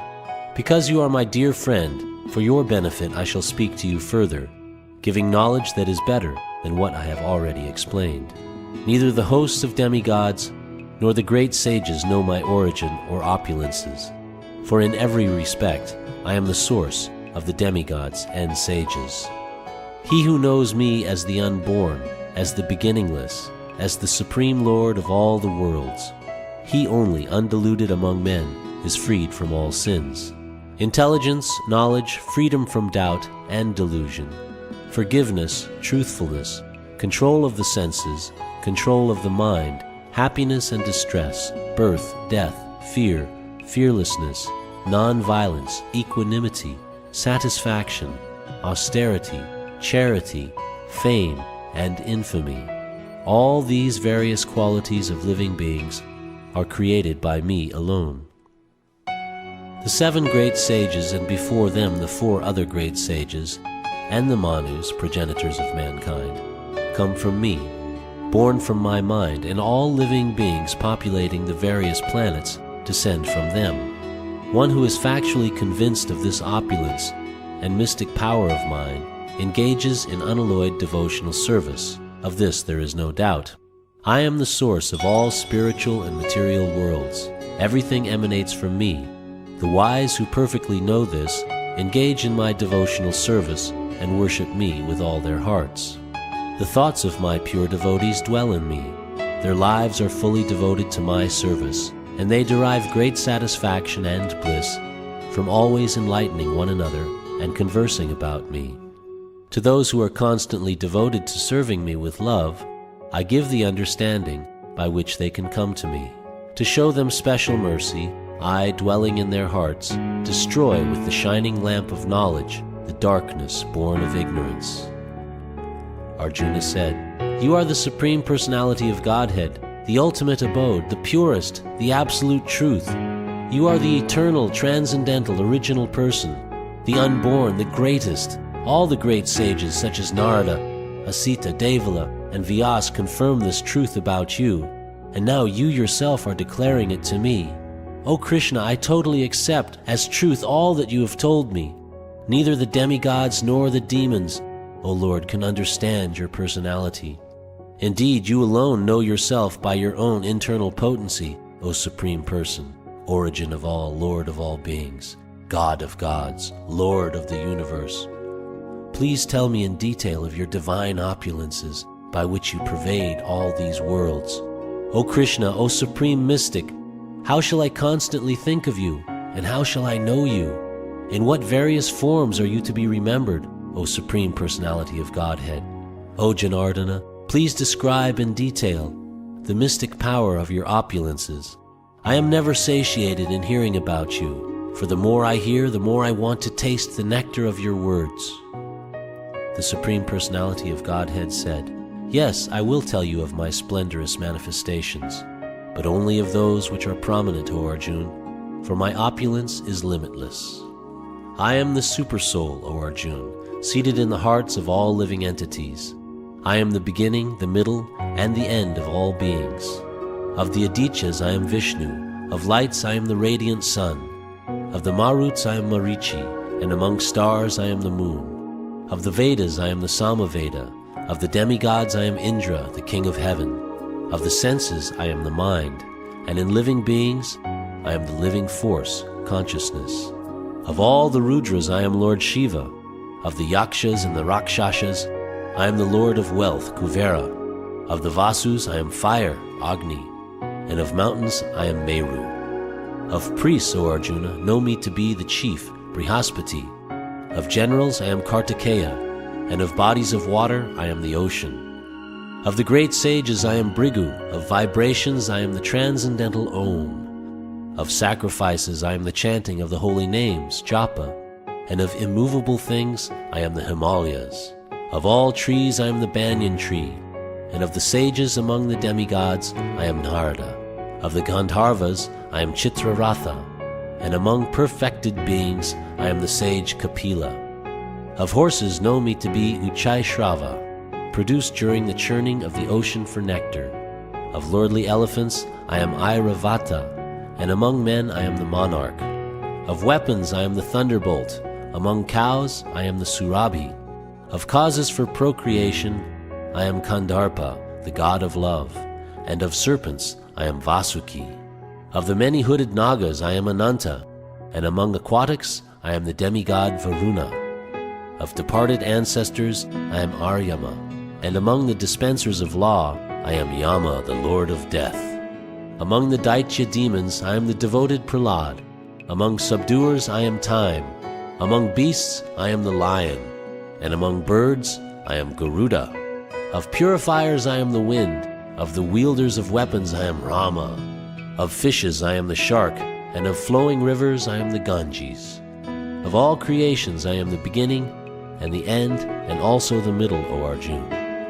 Of all sciences I am the spiritual science of the self, and among logicians I am the conclusive truth. Of letters I am the letter A, and among compound words I am the dual compound. I am also inexhaustible time, and of creators I am Brahma. I am all-devouring death, and I am the generating principle of all that is yet to be. Among women I am fame, fortune, fine speech, memory, intelligence, steadfastness, and patience. Of hymns in the Samaveda I am the Brihat Sama, and of poetry I am the Gayatri. Of months I am Margashirsha, November, December, and of seasons I am flower-bearing spring. I am also the gambling of cheats, and of the splendid I am the splendor. I am victory, I am adventure, I am the strength of the strong. Of the descendants of Vrishni I am Vasudev, and of the Pandavas I am Arjun. Of the sages I am Vyas, and among great thinkers I am Ushana. Among all means of suppressing lawlessness I am punishment, and of those who seek victory I am morality. Of secret things I am silence, and of the wise I am wisdom. Furthermore, O Arjun, I am the generating seed of all existences. There is no being moving or non-moving that can exist without me. O mighty conqueror of enemies, there is no end to my divine manifestations. What I have spoken to you is but a mere indication of my infinite opulences. Know that all opulent, beautiful, and glorious creations spring from but a spark of my splendor. But what need is there, Arjuna, for all this detailed knowledge? With a single fragment of myself, I pervade and support this entire universe.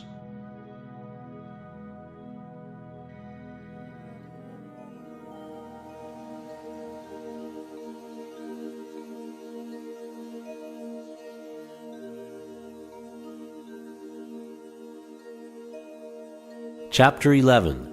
The Universal Form.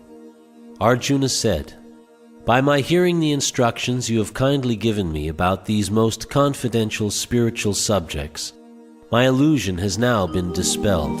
O lotus-eyed one, I have heard from you in detail about the appearance and disappearance of every living entity and have realized your inexhaustible glories.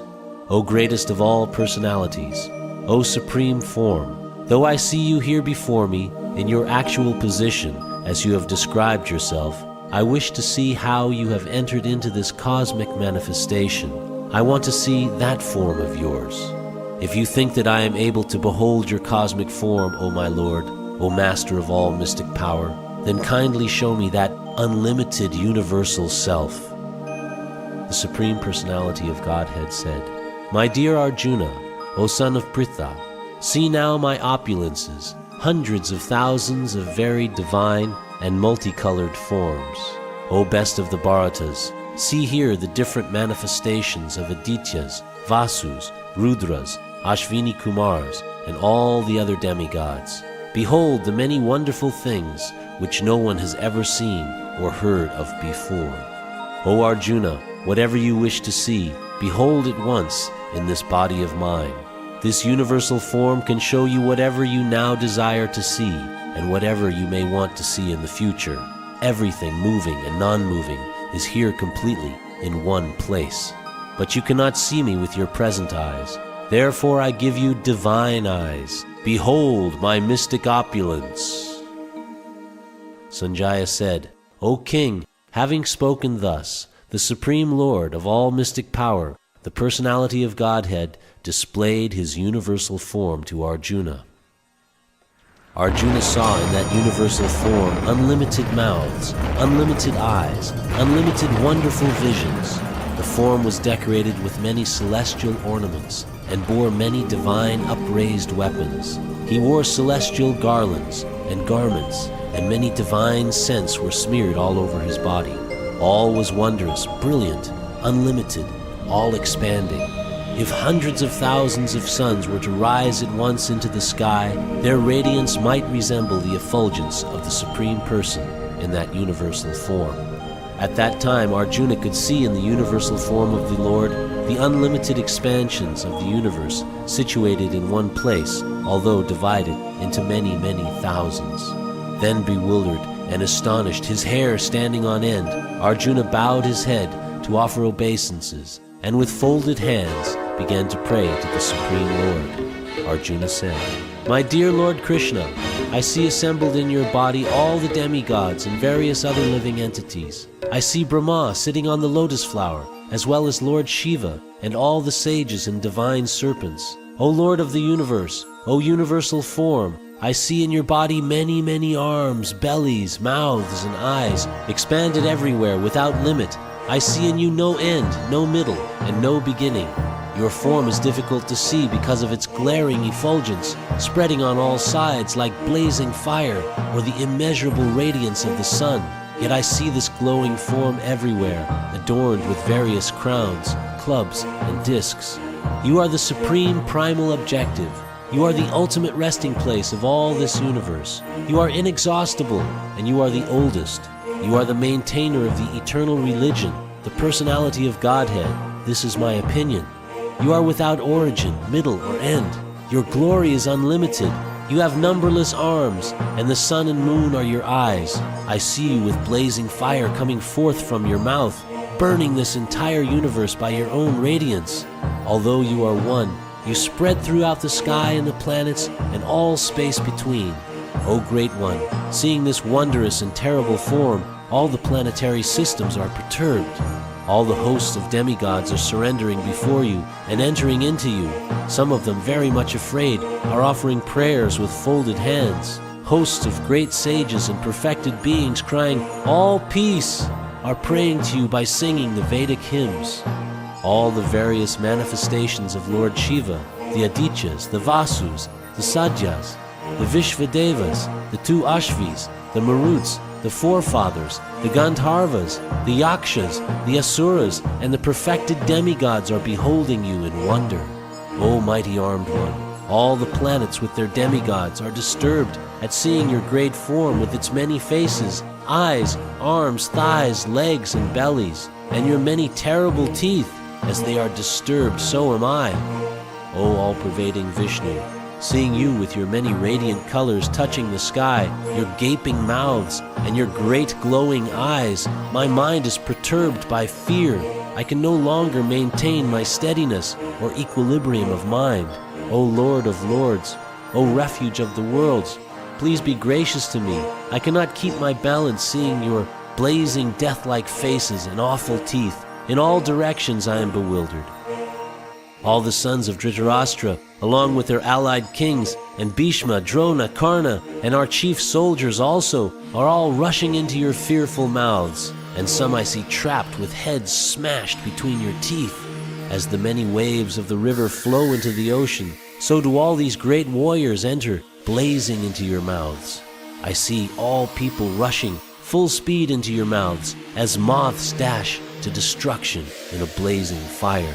O Vishnu, I see you devouring all people from all sides with your flaming mouths, covering all the universe with your effulgence. You are manifest with terrible scorching rays. O Lord of Lords, so fierce of form, please tell me who you are. I offer my obeisances unto you. Please be gracious to me. You are the primal Lord.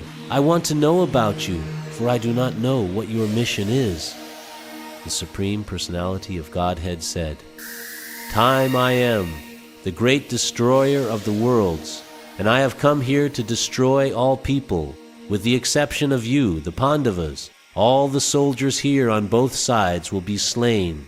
Therefore get up, prepare to fight and win glory, conquer your enemies, and enjoy a flourishing kingdom.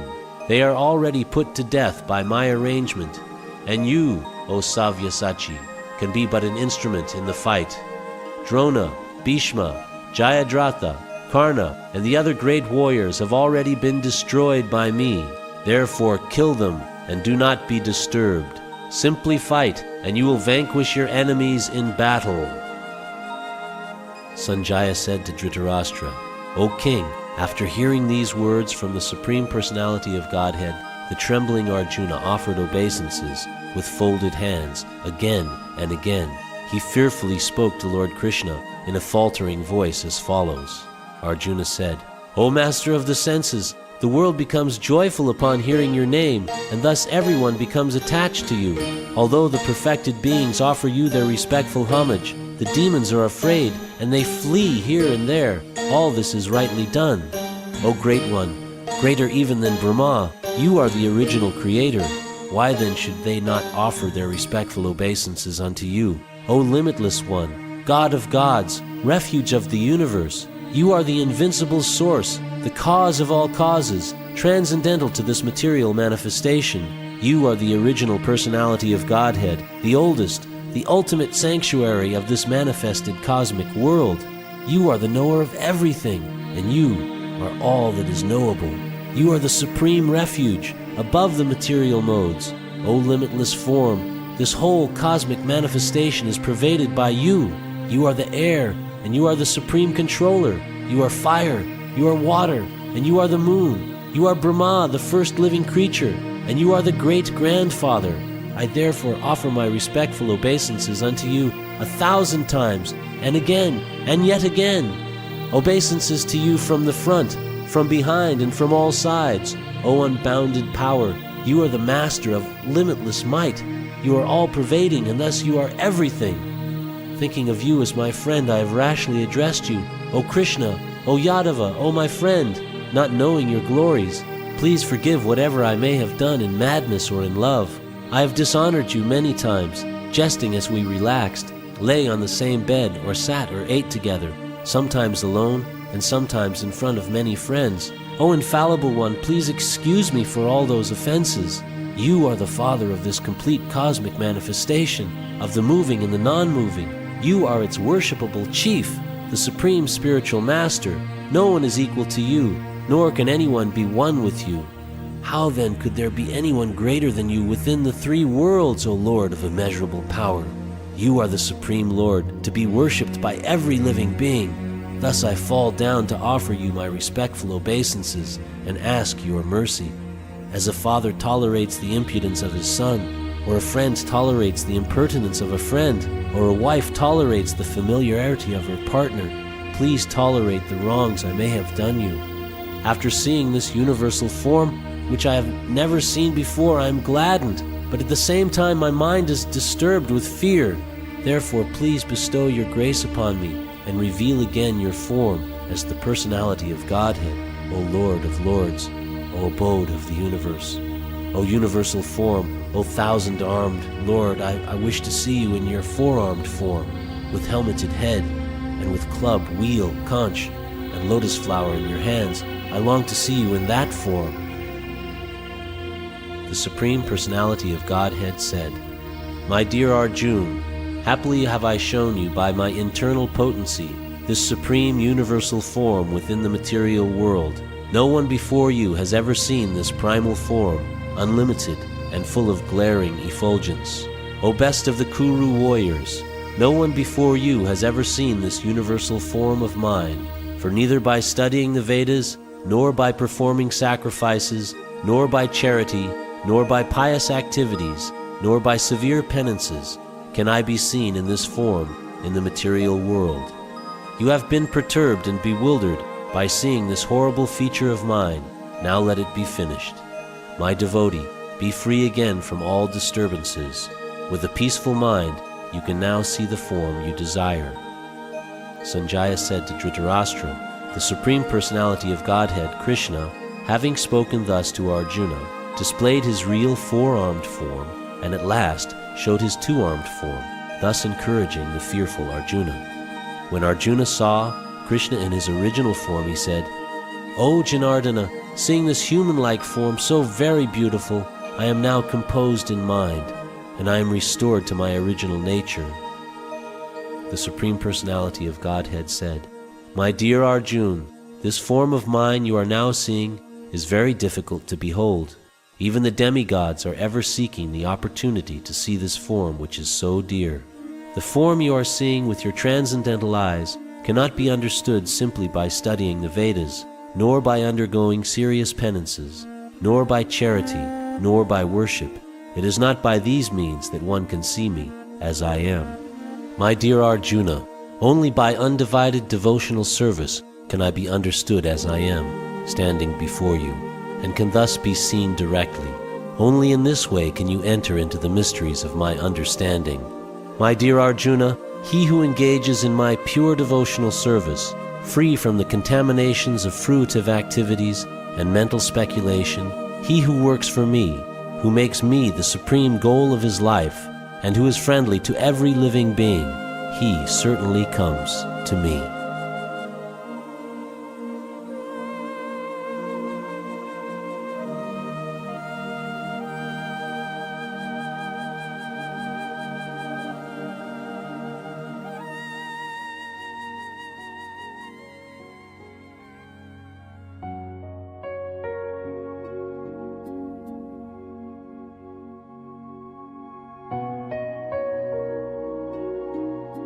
Chapter 12. Devotional Service. Arjuna inquired, Which are considered to be more perfect, those who are always properly engaged in your devotional service, or those who worship the impersonal Brahman, the unmanifested? The Supreme Personality of Godhead said, Those who fix their minds on my personal form and are always engaged in worshiping me with great and transcendental faith are considered by me to be most perfect. But those who fully worship the unmanifested, that which lies beyond the perception of the senses, the all-pervading, inconceivable, unchanging, fixed, and immovable, the impersonal conception of the absolute truth, by controlling the various senses and being equally disposed to everyone, such persons engaged in the welfare of all at last achieve me. For those whose minds are attached to the unmanifested, impersonal feature of the Supreme, advancement is very troublesome. To make progress in that discipline is always difficult for those who are embodied. But those who worship me, giving up all their activities unto me, and being devoted to me without deviation, engaged in devotional service, and always meditating upon me, having fixed their minds upon me, O son of Pritha, for them I am the swift deliverer from the ocean of birth and death. Just fix your mind upon me, the Supreme Personality of Godhead, and engage all your intelligence in me. Thus you will live in me, always, without a doubt. My dear Arjuna, O winner of wealth, if you cannot fix your mind upon me without deviation, then follow the regulative principles of Bhakti Yoga. In this way, develop a desire to attain me. If you cannot practice the regulations of Bhakti Yoga, then just try to work for me, because by working for me, you will come to the perfect stage. If, however, you are unable to work in this consciousness of me, then try to act giving up all results of your work and try to be self-situated. If you cannot take to this practice, then engage yourself in the cultivation of knowledge. Better than knowledge, however, is meditation, and better than meditation is renunciation of the fruits of action, for by such renunciation one can attain peace of mind. One who is not envious, but is a kind friend to all living entities, who does not think himself a proprietor and is free from false ego, who is equal in both happiness and distress, who is tolerant, always satisfied, self-controlled, and engaged in devotional service with determination, his mind and intelligence fixed on me, such a devotee of mine is very dear to me. He for whom no one is put into difficulty, and who is not disturbed by anyone, who is equiposed in happiness and distress, fear and anxiety, is very dear to me.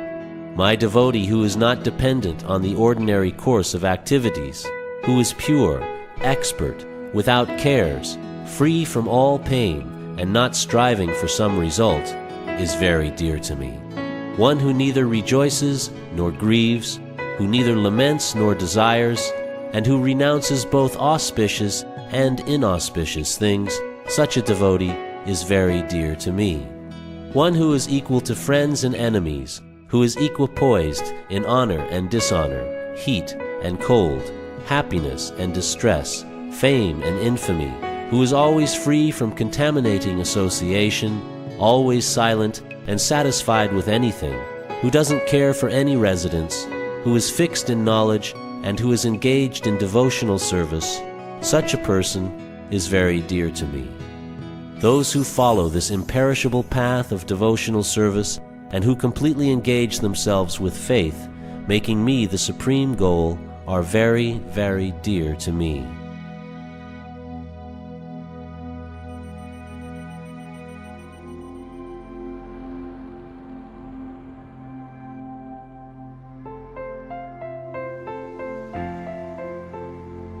Chapter 13. Nature, the Enjoyer, and Consciousness. Arjuna said, O my dear Krishna, I wish to know about Prakriti, nature, Purusha, the enjoyer, and the field and the knower of the field, and of knowledge and the object of knowledge. The Supreme Personality of Godhead said, This body, O son of Kunti, is called the field, and one who knows this body is called the knower of the field. O scion of Bharata, you should understand that I am also the knower in all bodies, and to understand this body and its knower is called knowledge. That is my opinion. Now please hear my brief description of this field of activity and how it is constituted, what its changes are, whence it is produced, who that knower of the field of activities is, and what his influences are. That knowledge of the field of activities and of the knower of activities is described by various sages in various Vedic writings. It is especially presented in Vedanta Sutra with all reasoning as to cause and effect. The 5 great elements, false ego, intelligence, the unmanifested, the 10 senses and the mind, the 5 sense objects, desire, hatred, happiness, distress, the aggregate, the life symptoms, and convictions. All these are considered in summary to be the field of activities and its interactions. Humility, pridelessness, non-violence, tolerance, simplicity, approaching a bona fide spiritual master, cleanliness, steadiness, self-control, renunciation of the objects of sense gratification, absence of false ego, the perception of the evil of birth, death, old age, and disease, detachment, freedom from entanglement with children, wife, home, and the rest, even-mindedness amid pleasant and unpleasant events, constant and unalloyed devotion to me, aspiring to live in a solitary place, detachment from the general mass of people, accepting the importance of self-realization, and philosophical search for the absolute truth, all these I declare to be knowledge, and besides this, whatever there may be, is ignorance. I shall now explain the knowable, knowing which you will taste the eternal. Brahman, the spirit, beginningless and subordinate to me, lies beyond the cause and effect of this material world. Everywhere are his hands and legs, his eyes, heads, and faces, and he has ears everywhere. And in this way the Supersoul exists, pervading everything. The Supersoul is the original source of all senses, yet he is without senses. He is unattached, although he is the maintainer of all living beings. He transcends the modes of nature, and at the same time he is the master of all the modes of material nature. The Supreme Truth exists outside and inside of all living beings, the moving and the non-moving. Because he is subtle, he is beyond the power of the material senses to see or to know. Although far, far away, he is also near to all. Although the Supersoul appears to be divided among beings, he is never divided. He is situated as one. Although he is the maintainer of every living entity, it is to be understood that he devours and develops all. He is the source of light in all luminous objects. He is beyond the darkness of matter and is unmanifested. He is knowledge. He is the object of knowledge, and he is the goal of knowledge. He is situated in everyone's heart. Thus the field of activities, the body, knowledge, and the knowable have been summarily described by me. Only my devotees can understand this thoroughly and thus attain to my nature. Material nature and the living entities should be understood to be beginningless. Their transformations and the modes of matter are products of material nature. Nature is said to be the cause of all material causes and effects, whereas the living entity is the cause of the various sufferings and enjoyments in this world. The living entity in material nature thus follows the ways of life, enjoying the 3 modes of nature. This is due to his association with that material nature. Thus he meets with good and evil among various species. Yet in this body there is another, a transcendental enjoyer, who is the Lord, the supreme proprietor, who exists as the overseer and permitter, and who is known as the Supersoul. One who understands this philosophy concerning material nature, the living entity, and the interaction of the modes of nature is sure to attain liberation. He will not take birth here again, regardless of his present position. Some perceive the Supersoul within themselves through meditation, others through the cultivation of knowledge, and still others through working without fruitive desires. Again, there are those who, although not conversant in spiritual knowledge, begin to worship the Supreme Person upon hearing about him from others. Because of their tendency to hear from authorities, they also transcend the path of birth and death. O Chief of the Bhartas, know that whatever you see in existence, both the moving and the non-moving, is only a combination of the field of activities and the knower of the field. One who sees the supersoul accompanying the individual soul in all bodies, and who understands that neither the soul nor the supersoul within the destructible body is ever destroyed, actually sees. One who sees the supersoul equally present everywhere, in every living being, does not degrade himself by his mind. Thus he approaches the transcendental destination.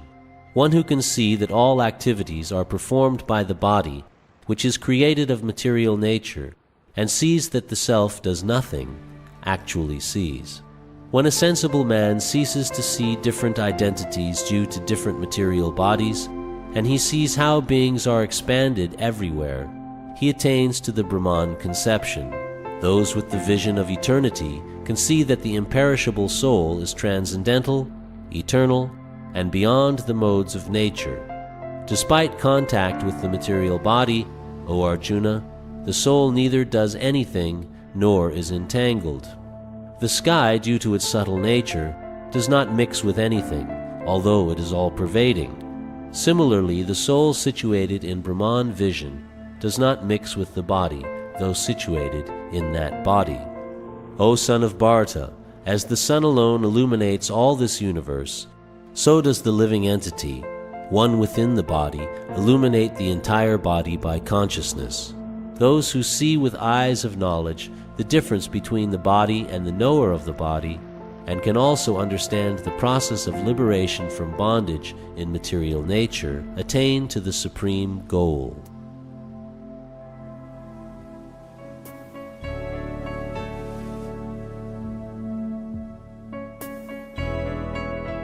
Chapter 14.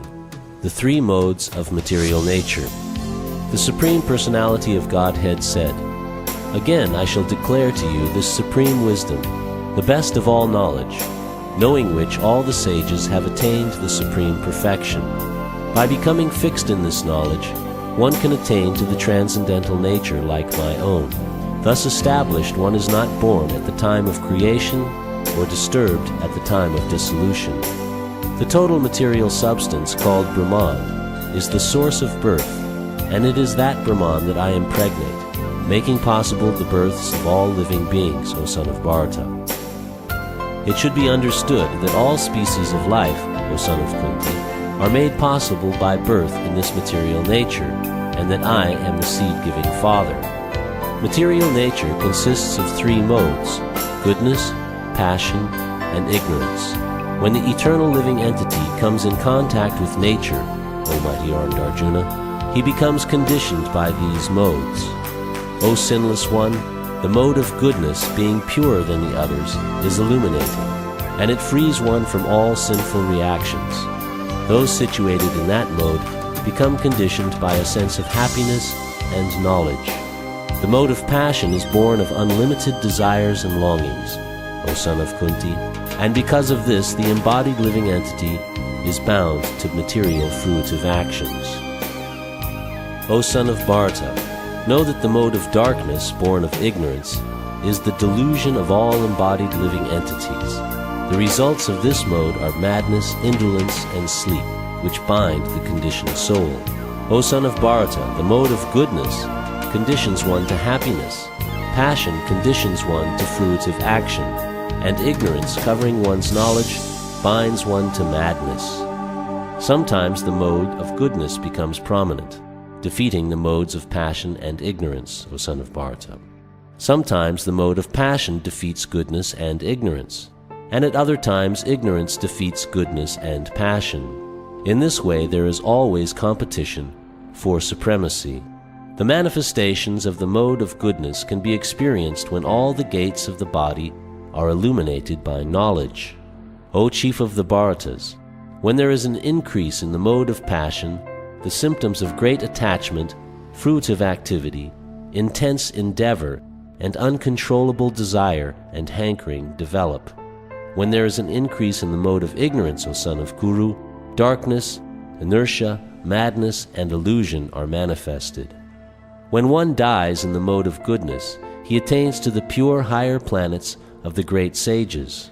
When one dies in the mode of passion, he takes birth among those engaged in fruitive activities, and when one dies in the mode of ignorance, he takes birth in the animal kingdom.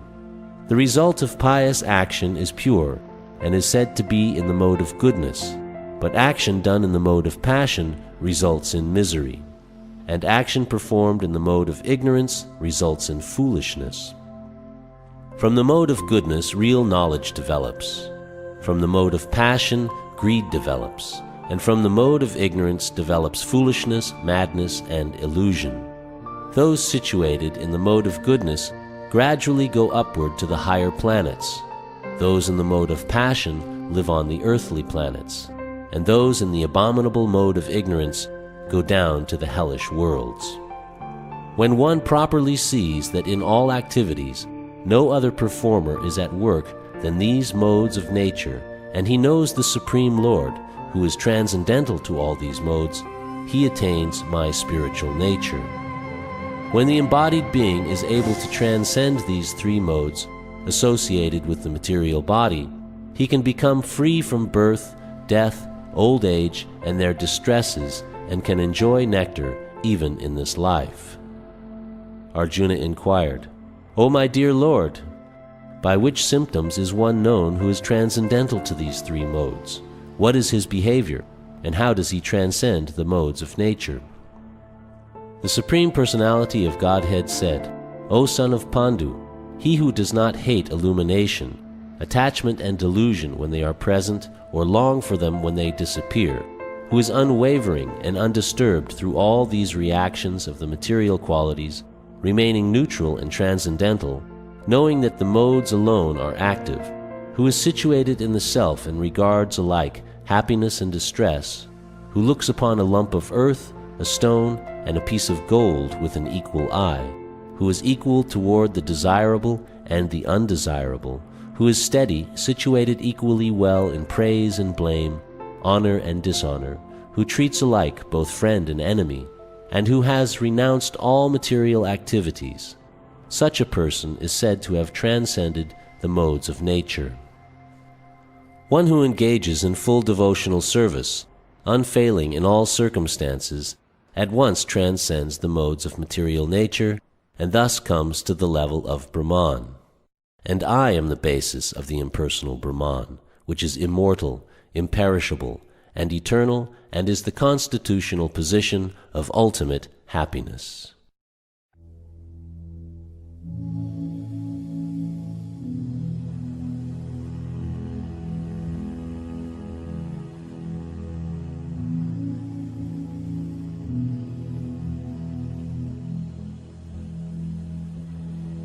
Chapter 15. The Yoga of the Supreme Person.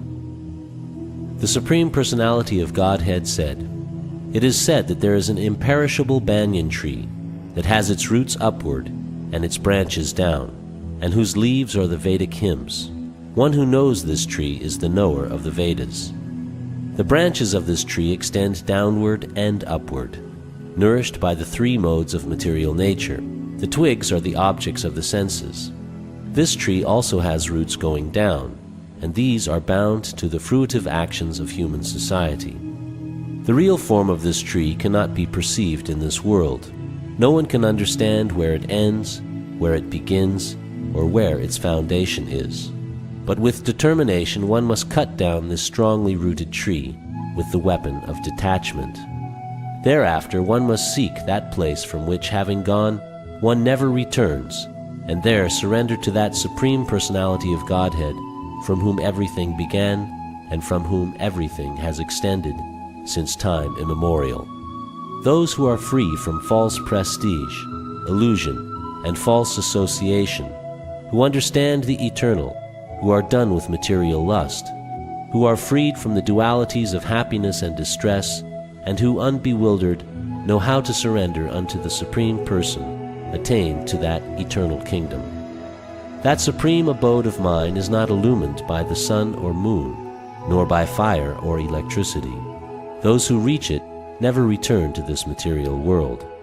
The living entities in this conditioned world are my eternal fragmental parts. Due to conditioned life, they are struggling very hard with the six senses, which include the mind.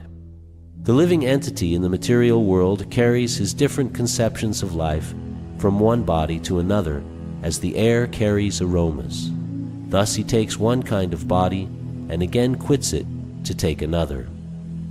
The living entity, thus taking another gross body, obtains a certain type of ear, eye, tongue, nose, and sense of touch, which are grouped about the mind. He thus enjoys a particular set of sense objects. The foolish cannot understand how a living entity can quit his body, nor can they understand what sort of body he enjoys under the spell of the modes of nature. But one whose eyes are trained in knowledge can see all this. The endeavoring transcendentalists who are situated in self-realization can see all this clearly, but those whose minds are not developed and who are not situated in self-realization cannot see what is taking place, though they may try to. The splendor of the sun, which dissipates the darkness of the whole world, comes from me, and the splendor of the moon and the splendor of fire are also from me. I enter into each planet, and by my energy they stay in orbit. I become the moon and thereby supply the juice of life to all vegetables. I am the fire of digestion in the bodies of all living entities, and I join with the fire of life, outgoing and incoming, to digest the four kinds of foodstuff. I am seated in everyone's heart, and from me comes remembrance, knowledge, and forgetfulness. By all the Vedas I am to be known. Indeed, I am the compiler of the Vedanta, and I am the knower of the Vedas.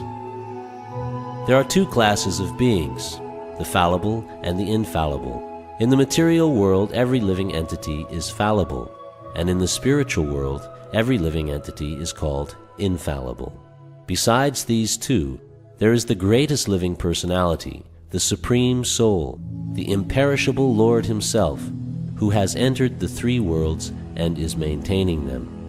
Because I am transcendental, beyond both the fallible and the infallible, and because I am the greatest, I am celebrated both in the world and in the Vedas as that Supreme Person. Whoever knows me as the Supreme Personality of Godhead, without doubting, is the knower of everything. He therefore engages himself in full devotional service to me, O son of Bharata.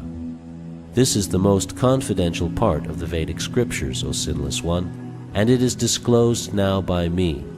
Whoever understands this will become wise, and his endeavors will know perfection.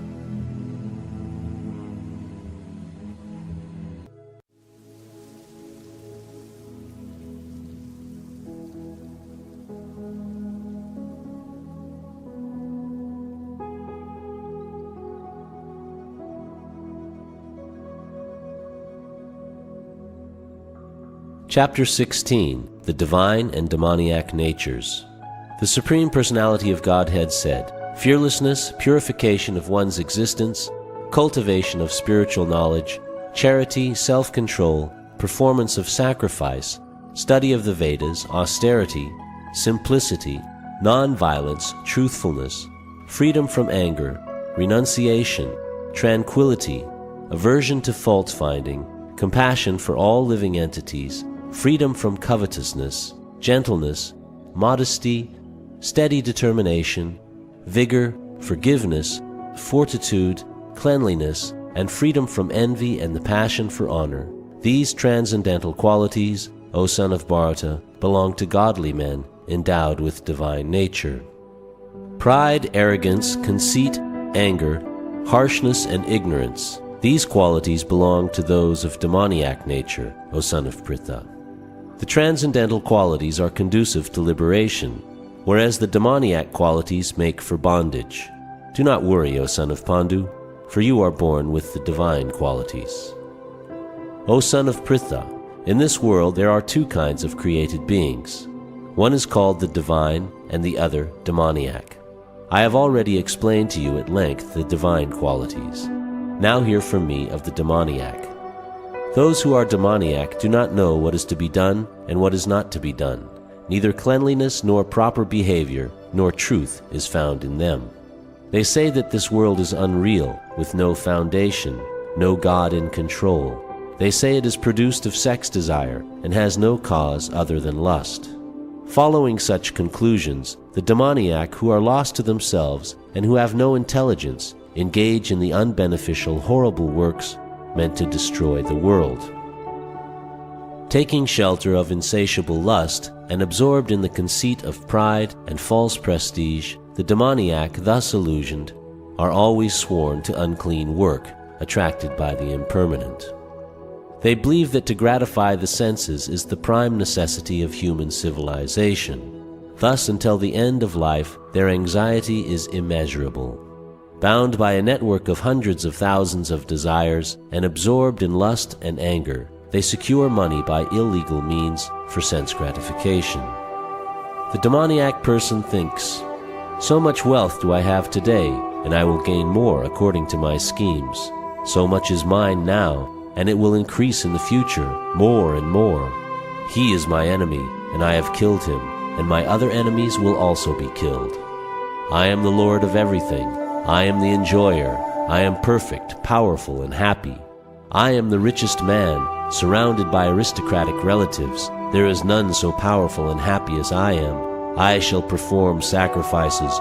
I shall give some charity, and thus I shall rejoice." In this way, such persons are deluded by ignorance.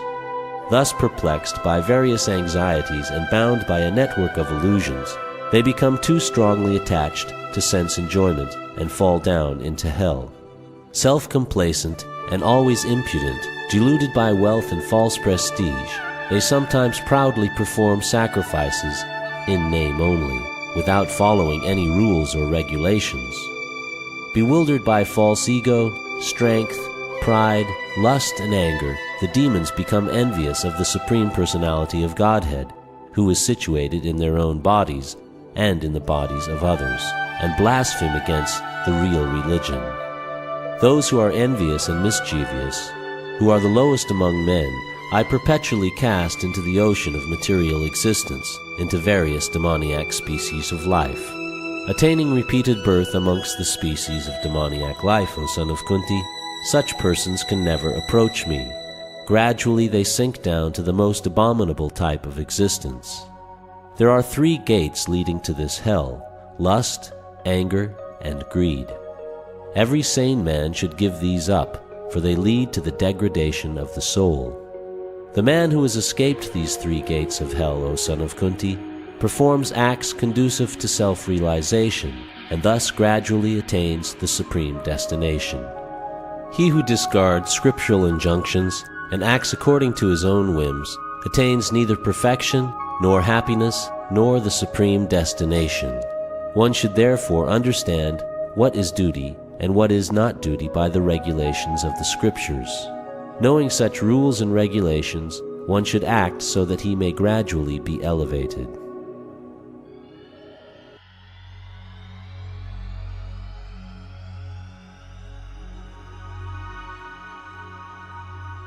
Chapter 17. The Divisions of Faith.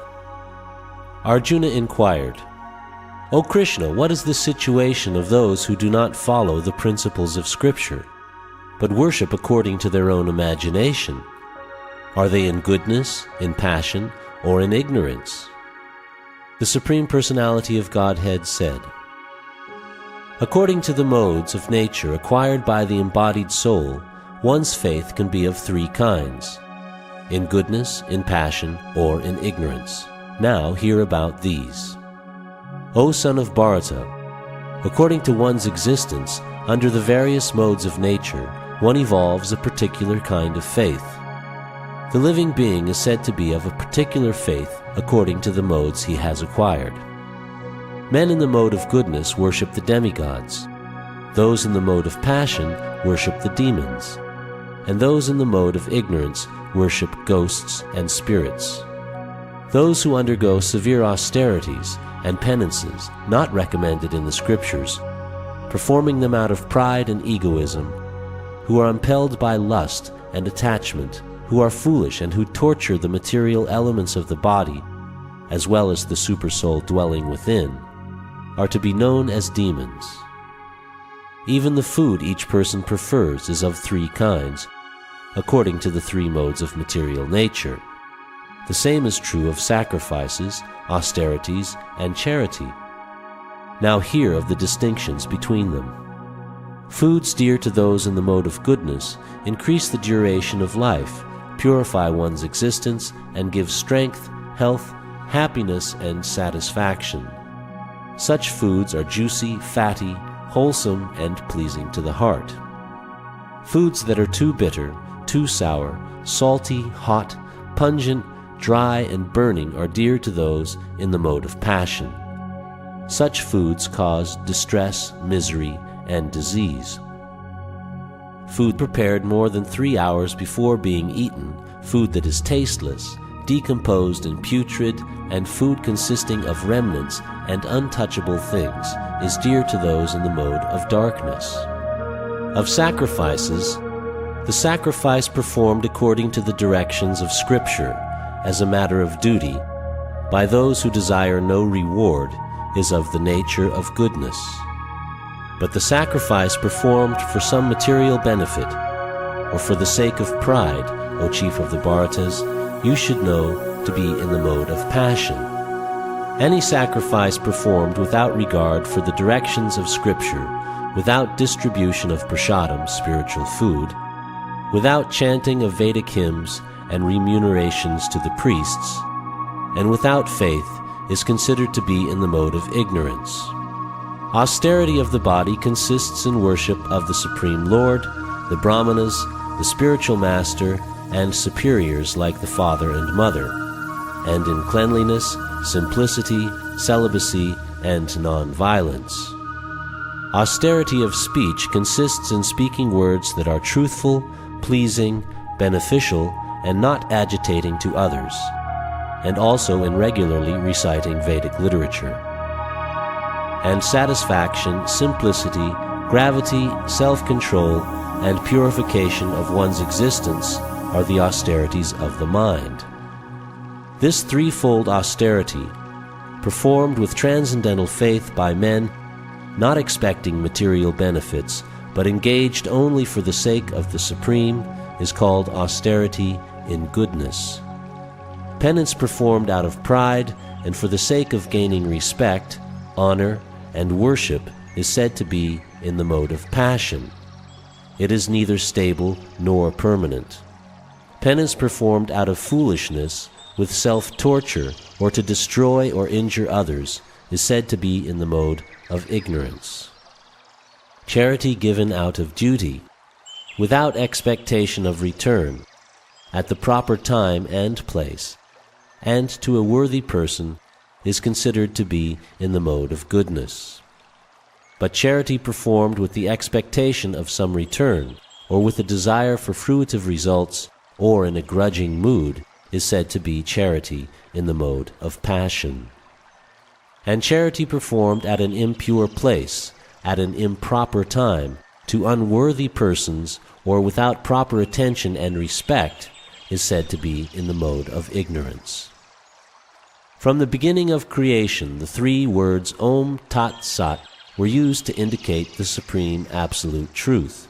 These three symbolic representations were used by Brahmanas while chanting the hymns of the Vedas and during sacrifices for the satisfaction of the Supreme. Therefore, transcendentalists, undertaking performances of sacrifice, charity, and penance in accordance with scriptural regulations, begin always with Om to attain the Supreme. Without desiring fruitive results, one should perform various kinds of sacrifice, penance, and charity with the word Tat. The purpose of such transcendental activities is to get free from material entanglement. The absolute truth is the objective of devotional service, and it is indicated by the word Sat.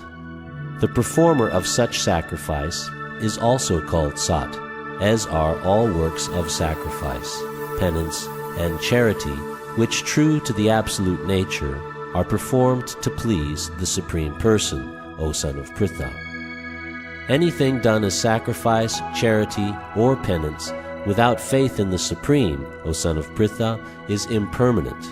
It is called asat, and it is useless both in this life and the next.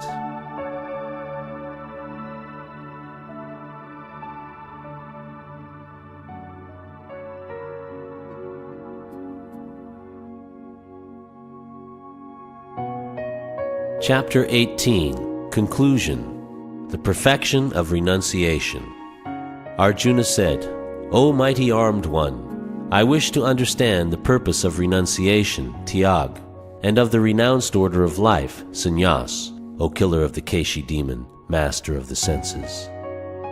The Supreme Personality of Godhead said, the giving up of activities that are based on material desire is what great learned men call the renounced order of life, sannyas.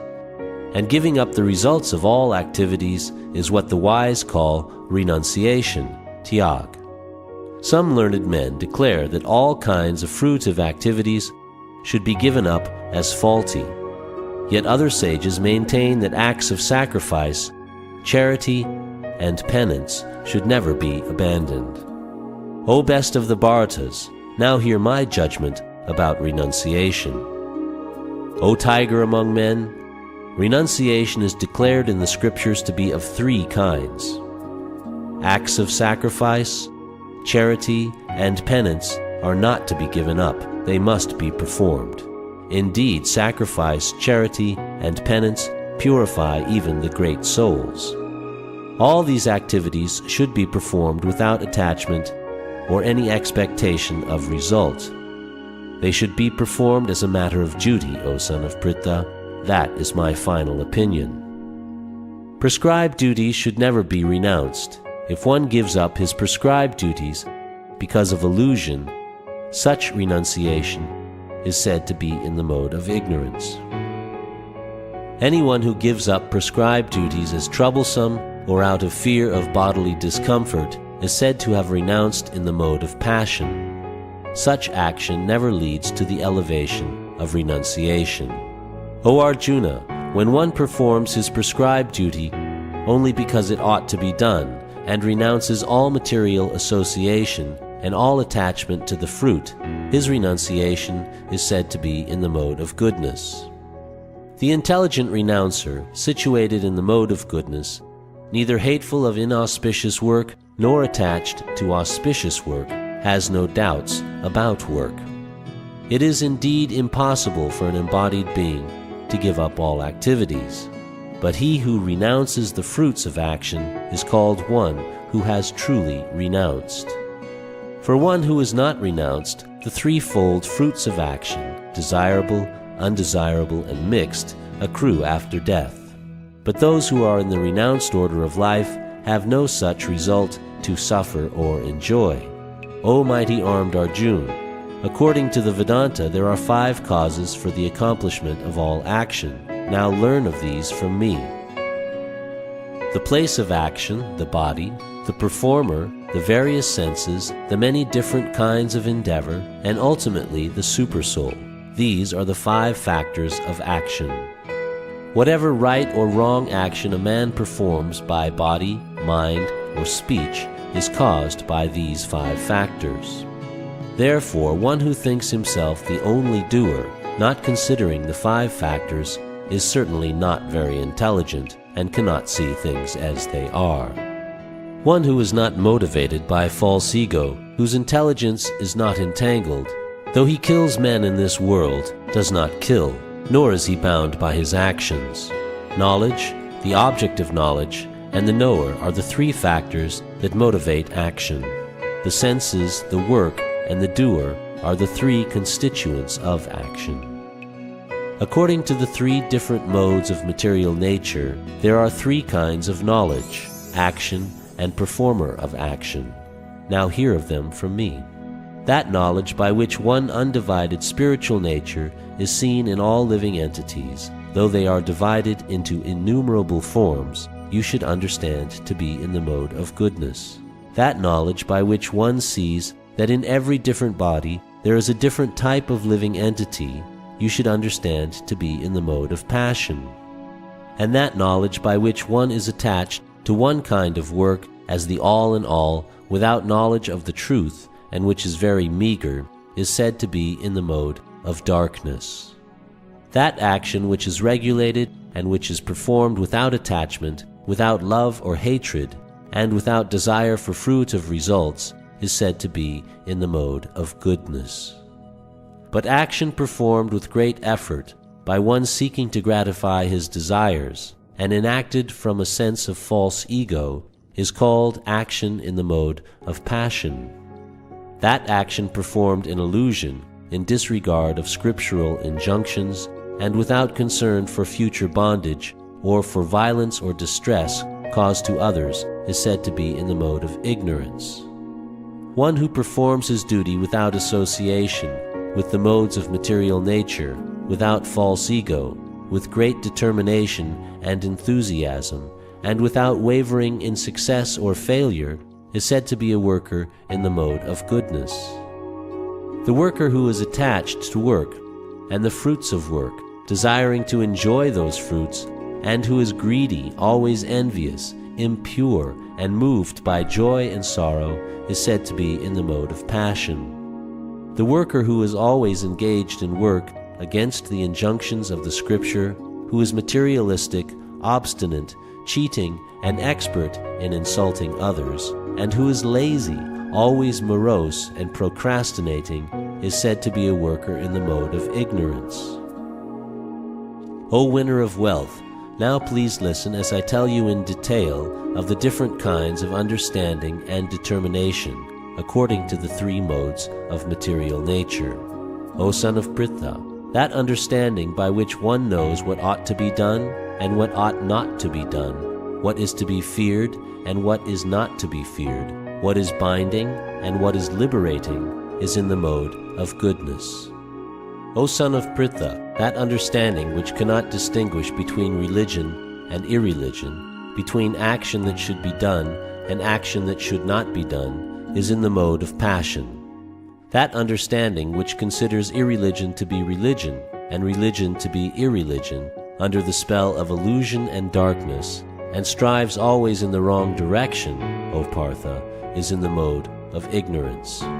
O son of Pritha, that determination which is unbreakable, which is sustained with steadfastness by yoga practice, and which thus controls the activities of the mind, life and senses, is determination in the mode of goodness. But that determination by which one holds fast to fruit of results in religion, economic development, and sense gratification is of the nature of passion, O Arjuna.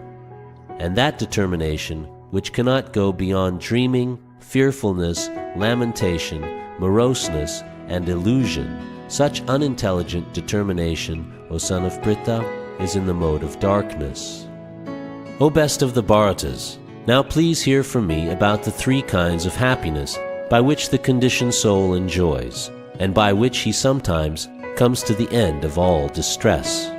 That which in the beginning may be just like poison, but at the end is just like nectar, and which awakens one to self-realization, is said to be happiness in the mode of goodness. That happiness which is derived from contact of the senses with their objects, and which appear like nectar at first, but poison at the end, is said to be of the nature of passion. And that happiness which is blind to self-realization, which is delusion from beginning to end, and which arises from sleep, laziness, and illusion, is said to be of the nature of ignorance. There is no being existing, either here or among the demigods in the higher planetary systems, which is freed from these modes born of material nature. Brahmanas, Kshatriyas, Vaishyas, and Shudras are distinguished by the qualities born of their own natures in accordance with the material modes, O chastiser of the enemy. Peacefulness, self-control, austerity, purity, tolerance, honesty, knowledge, wisdom, and religiousness, these are the natural qualities by which the Brahmanas work. Heroism, power, determination, resourcefulness, courage in battle, generosity, and leadership are the natural qualities of work for the Kshatriyas.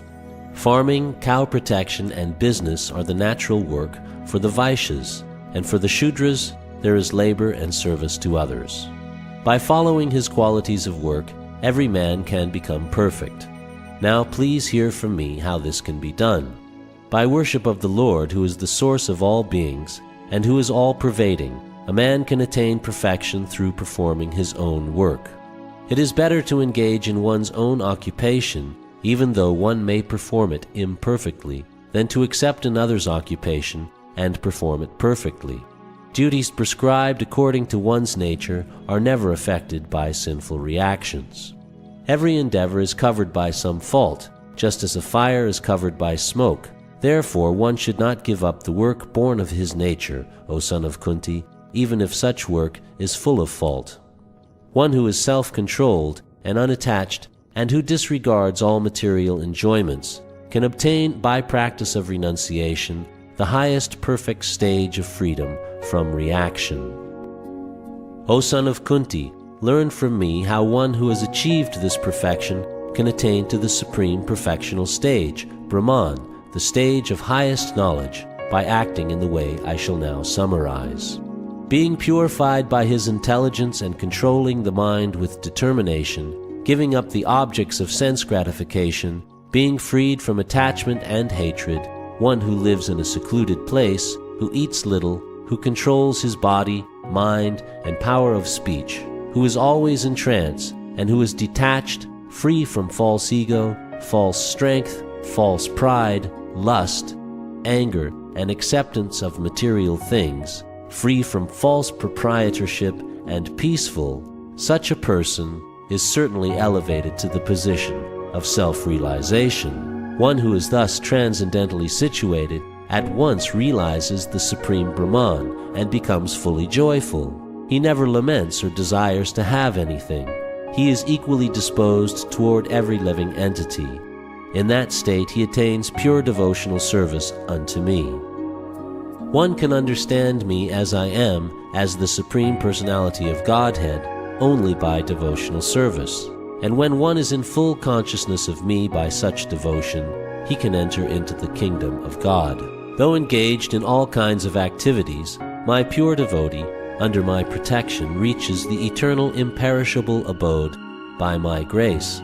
In all activities just depend upon me, and work always under my protection. In such devotional service, be fully conscious of me. If you become conscious of me, you will pass over all the obstacles of conditioned life by my grace. If, however, you do not work in such consciousness, but act through false ego, not hearing me, you will be lost. If you do not act according to my direction, and do not fight, then you will be falsely directed. By your nature, you will have to be engaged in warfare. Under illusion, you are now declining to act according to my direction, but compelled by the work born of your own nature, you will act all the same, O son of Kunti. The Supreme Lord is situated in everyone's heart, O Arjun, and is directing the wandering of all living entities who are seated as on a machine made of the material energy. O sign of Bharata, surrender unto him utterly. By his grace you will attain transcendental peace and the supreme eternal abode. Thus I have explained to you knowledge still more confidential. Deliberate on this fully, and then do what you wish to do. Because you are my very dear friend, I am speaking to you my supreme instruction, the most confidential knowledge of all.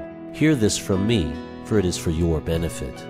Always think of me, become my devotee, worship me, and offer your homage unto me. Thus you will come to me without fail. I promise you this because you are my very dear friend. Abandon all varieties of religion and just surrender unto me. I shall deliver you from all sinful reactions. Do not fear. This confidential knowledge may never be explained to those who are not austere or devoted or engaged in devotional service, nor to one who is envious of me. For one who explains this supreme secret to the devotees, pure devotional service is guaranteed, and at the end he will come back to me. There is no servant in this world more dear to me than he, nor will there ever be one more dear. And I declare that he who studies this sacred conversation of ours worships me by his intelligence. And one who listens with faith and without envy becomes free from sinful reactions and attains to the auspicious planets where the pious dwell. O son of Pritha, O conqueror of wealth, have you heard this with an attentive mind, and are your ignorance and illusions now dispelled?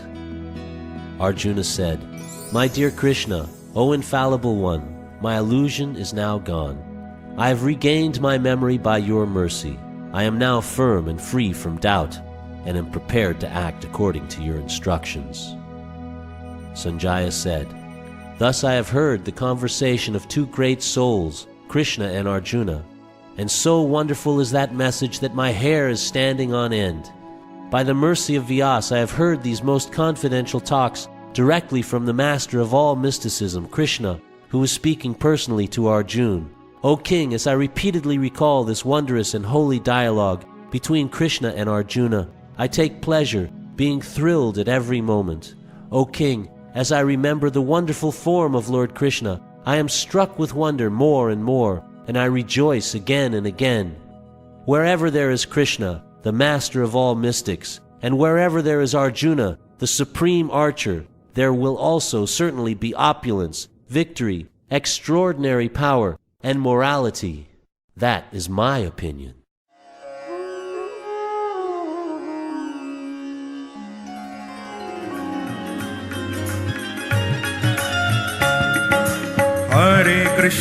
Hare Krishna, Krishna Krishna, Hare Hare. Hare Krishna, Krishna Krishna, Hare Hare. Oh Hare Ram, Ram Ram, Hare Hare. Hare Ram, Ram Ram, Hare Hare. Oh Hare Krishna, Krishna Krishna, Hare Hare. Hare Krishna, Krishna Hare Hare. Oh Hare Ram, Ram Ram, Hare Hare.